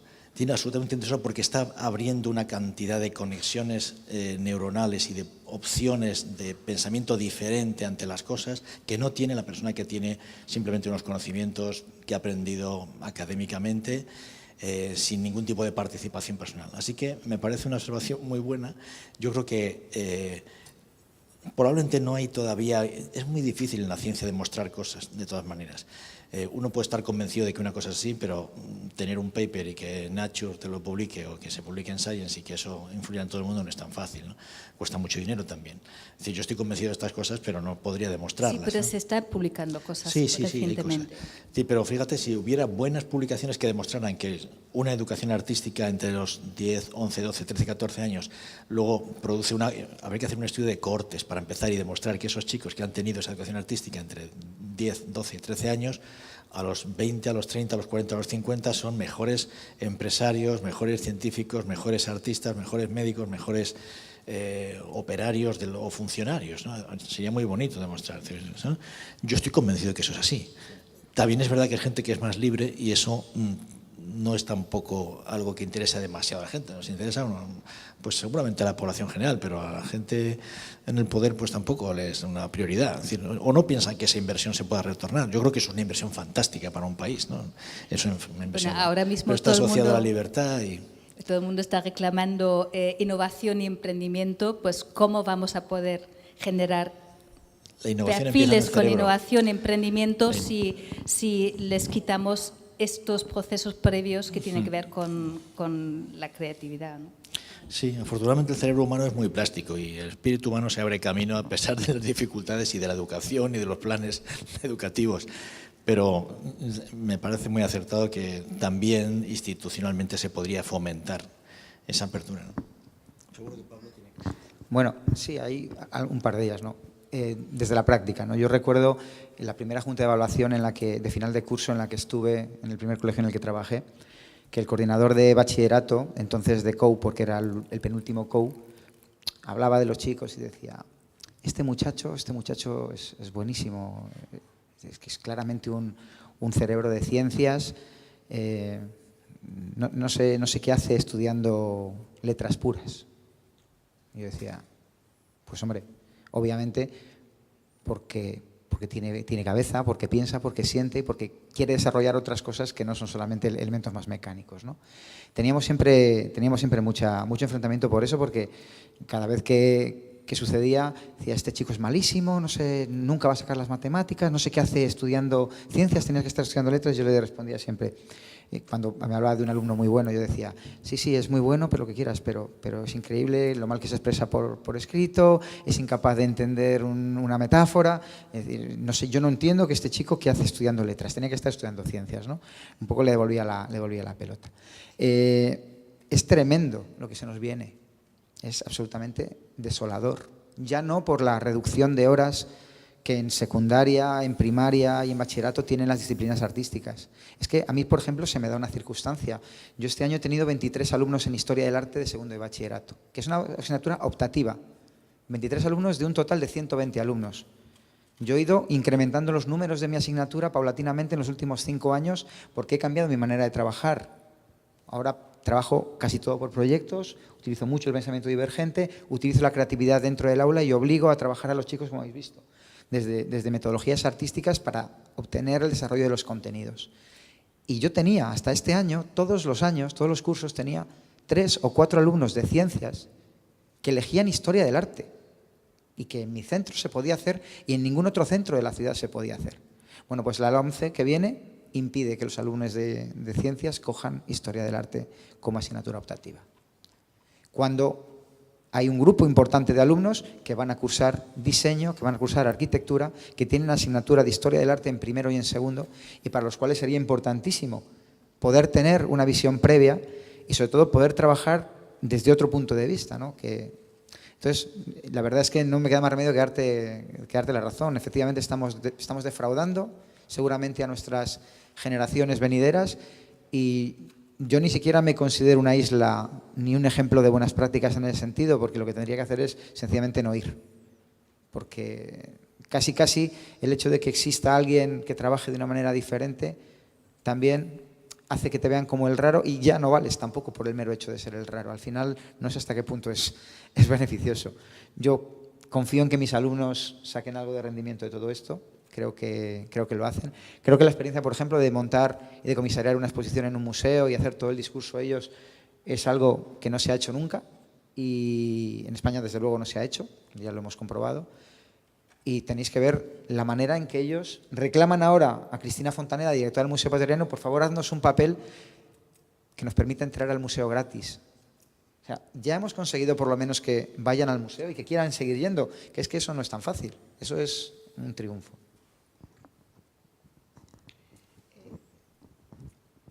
En cuanto a lo que decías de la educación, yo no sé si está ese estudio hecho, pero yo lo lanzo aquí, quizá a ti te apetezca.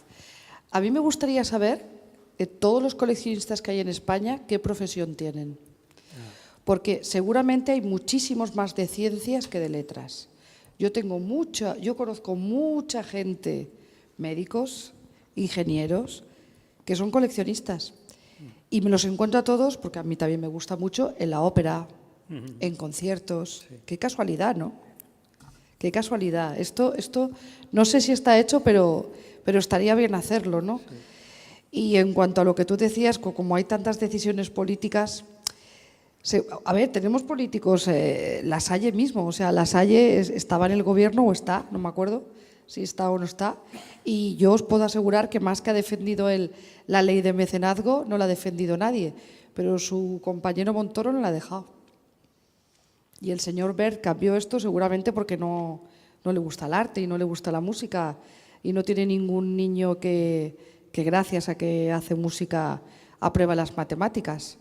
Yo soy valenciana y estudié música no por obligaciones, que allí todo el mundo la hacemos.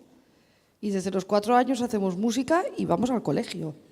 Y las mentes están estructuradas de manera diferente, muy diferente. Yo no digo ni mejor ni peor, pero muy diferente, ¿no? Pues las personas que toman las decisiones seguramente no son amantes de esos, no se lo creen, porque además lo ha dicho muy bien Luis. Yo, por ejemplo, todo esto que hacemos en el hospital, yo os aseguro que es verdad, pero ¿sabéis lo que cuesta publicarlo? Para que te publiquen un artículo de esos son años y años y dinero. O sea, yo sé que en el hospital todos los que hacen musicoterapia se despiertan antes de su ictus. Vamos, lo sé. Pero para que a mí eso me lo publiquen tardará, no sé, quizá 15 años y no sé cuánto dinero. Y esto es así, es así. Bueno, que no queremos decepcionarte, que vamos a dejar que alguien hable, digo yo, eso sí estoy asumiendo aquí una función que no es la mía, pero si queréis centrar en el coleccionismo, estamos también dispuestos a hablar.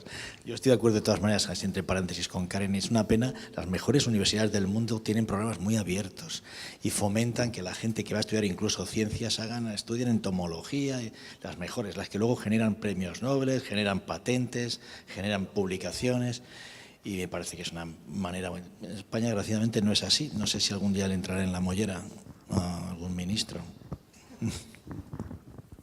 Bueno, no sé si hay alguna cuestión más o podemos ir cerrando este debate, porque se abrieron muchas líneas. Allí hay una intervención.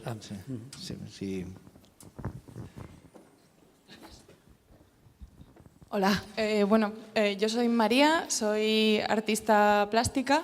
Y en primer lugar quería agradecer a los 3 ponentes porque me parece muy interesante esta conexión del coleccionismo con lo social, ¿no? Desde el punto de vista de artista me interesa mucho también esta implicación social, entonces eso, ha sido muy interesante ver desde el otro lado, ¿no? Desde el lado del coleccionista. Y bueno, volviendo a las cuestiones que se lanzaron sobre la relación entre el artista y el coleccionista, me interesaba si podríais dar alguna opinión sobre este tema, ¿no? Porque se ha hablado mucho de la relación con la obra, de la relación con el público y la obra y el coleccionista, pero ¿cuál es la visión del artista, ¿no? ¿Cómo veis esa implicación social cuando proponéis estos proyectos más sociales, ¿no? Desde el coleccionismo? ¿Veis en el artista esta implicación? Y también, se ha mencionado también el tema del ego del artista y del espacio que hay entre el artista y el coleccionista. ¿Notáis esta tensión entre medias? No sé quién puede contestar. El que sea más coleccionista de todos tendría que contestar a esto. Yo no soy el más coleccionista. Pero, bueno, pues intento contestarte. Yo creo que ahí hay un triángulo, que es el galerista. Vamos, estoy pensando un poco en la idea clásica del galerista como Leo Caselli, el modelo clásico en el que hay un galerista que elige un artista, confía en él, le apoya en los periodos malos, en los que no vende, en los que no tiene dinero para vivir, y le sigue apoyando, y hay una relación de confianza mutua. Y naturalmente ese galerista tiene un comprador o tiene un cliente que viene a la galería y que conoce a ese artista. Ese triángulo es muy bonito de explorar, es muy interesante. Es muy interesante. Yo creo que la mayor parte de los coleccionistas terminan conociendo a los artistas mucho, y creo que ese aspecto es muy importante. En el ciclo de conferencias que teníamos en Colecciona queremos ir rotando, porque ahora hemos centrado, las conversaciones se han centrado en los coleccionistas, pero queremos centrar también las conversaciones en los galeristas, saber qué dicen los galeristas de los clientes, y porque al final todo es hablar de las otras dos partes. El coleccionista habla del galerista y del artista, el artista habla del galerista y del coleccionista, y el galerista habla del cliente y del artista que está intentando promocionar. Y toda esa sociología, si me permitís, o relaciones entre personas es muy importante. Digamos en el modelo clásico, porque luego también hay otro tipo de coleccionismo que ya se me escapa, que es el que hace que la gente compre o invierta por internet o compre en megagalerías, ese tipo de cosas. Pero ese modelo que es muy humano y que yo creo que a pesar de los cambios persiste, ¿no? Persiste y tiene que persistir, ¿no? Porque es un triángulo de intereses entre una persona que necesita vender su obra porque de esto vive y de esto come, una persona que puede adquirirla, ¿no? Y una persona que intermedia y tiene una tarea muy importante seleccionando al artista y haciendo que el coleccionista, su cliente, acceda a ese artista, conozca. Está bien esa pregunta que has hecho, y además sí que es verdad. Una colección está formada por una serie de obras que hacen artistas, ¿no? Y el primer elemento sois vosotros. Es decir, los primeros que estáis ahí diciendo algo, protestando de algo, opinando de algo, sois vosotros, ¿no? De hecho, cuando se habla de una línea de colección, hay muchas líneas de colecciones que tienen un carácter bastante social. Por ejemplo, y hablo de la mía por irme a la mía siempre, la de DKV. En la línea de DKV hay varios aspectos que ahora mismo tenemos una exposición en La Panera que habla de lo social en la colección. Y es una serie de obras que tenemos compradas a artistas que se ocupan y preocupan de temas vitales que hay ahora, como el tratamiento de la sociología, del capitalismo, los cambios climáticos. Nuestra colección tiene también la función social que vosotros nos ayudáis, no, que vosotros proponéis, de hacer ver a la gente qué está ocurriendo hoy en día, cuáles son los problemas de la sociedad. Y además el artista siempre ha sido como uno de los elementos en la historia de la humanidad que ha hecho patente los problemas que hay. Por eso no entiendo tampoco que se quiten de los temas educativos, ¿no? Muchos problemas de la sociedad, el primero que los ha puesto encima de la mesa ha sido un artista. Y hay muchas colecciones que tienen este carácter. Y muchas de ellas, además, son colecciones públicas, que están muy bien. Mirar el proyecto que hay ahora en el Reina Sofía, entre el 30 y los 40, ¿no? Quiero decir, y esto lo proponéis vosotros, y hay ojos que lo ven, y también lo quieren reunir y juntar y enseñar, ¿no? Y entonces sí que hay colecciones que tienen esta función social de poner los problemas humanos encima de la mesa. O los problemas, pues ya te digo, nosotros, por ejemplo, tenemos una línea muy clara de fotografía de naturaleza y ciudad, que ahora mismo, lunes, me voy a montar la Aldados de Salamanca. Y habla precisamente de eso, de cómo los artistas ponéis encima de la mesa los problemas de el hombre que llega a la naturaleza, la transforma, la cambia, la quema, la destroza, la pone más bonita, la utiliza bien. Es decir, sí, las colecciones existen porque existen artistas. Lo que hay es que tener este ojo para verlas. Yo te voy a contestar desde algo muy próximo. Algunos de los proyectos que yo hago en clase con mis alumnos de segundo de bachillerato, por ejemplo, Vidas Imperfectas o Mímesis, trabajan directamente sobre artistas que yo tengo representados en la colección. Por ejemplo, os he enseñado antes una imagen de una fotografía de Rebeca Menéndez, la de los pupitres. Yo, por ejemplo, a los alumnos lo que les pedía era que hicieran 3 fotografías previas, como cómo ha llegado este personaje a esta situación, que lo resolvieran en un relato corto, de 50 a 100 palabras máximo, y con todo eso yo monto una publicación y se la envío al artista para que reciba el reporte de cómo mis alumnos han trabajado a partir de su obra y a qué conclusiones han llegado. Nuria me proporcionó el correo electrónico de Rebeca, tuve la oportunidad de conocerla en Arco. Rebeca y yo nos hemos cruzado varios correos electrónicos. Tengo que enviarla el dossier con todos los trabajos de los chicos de 3 años, con las fotografías, los relatos, las piezas de vídeo, las instalaciones que se hicieron.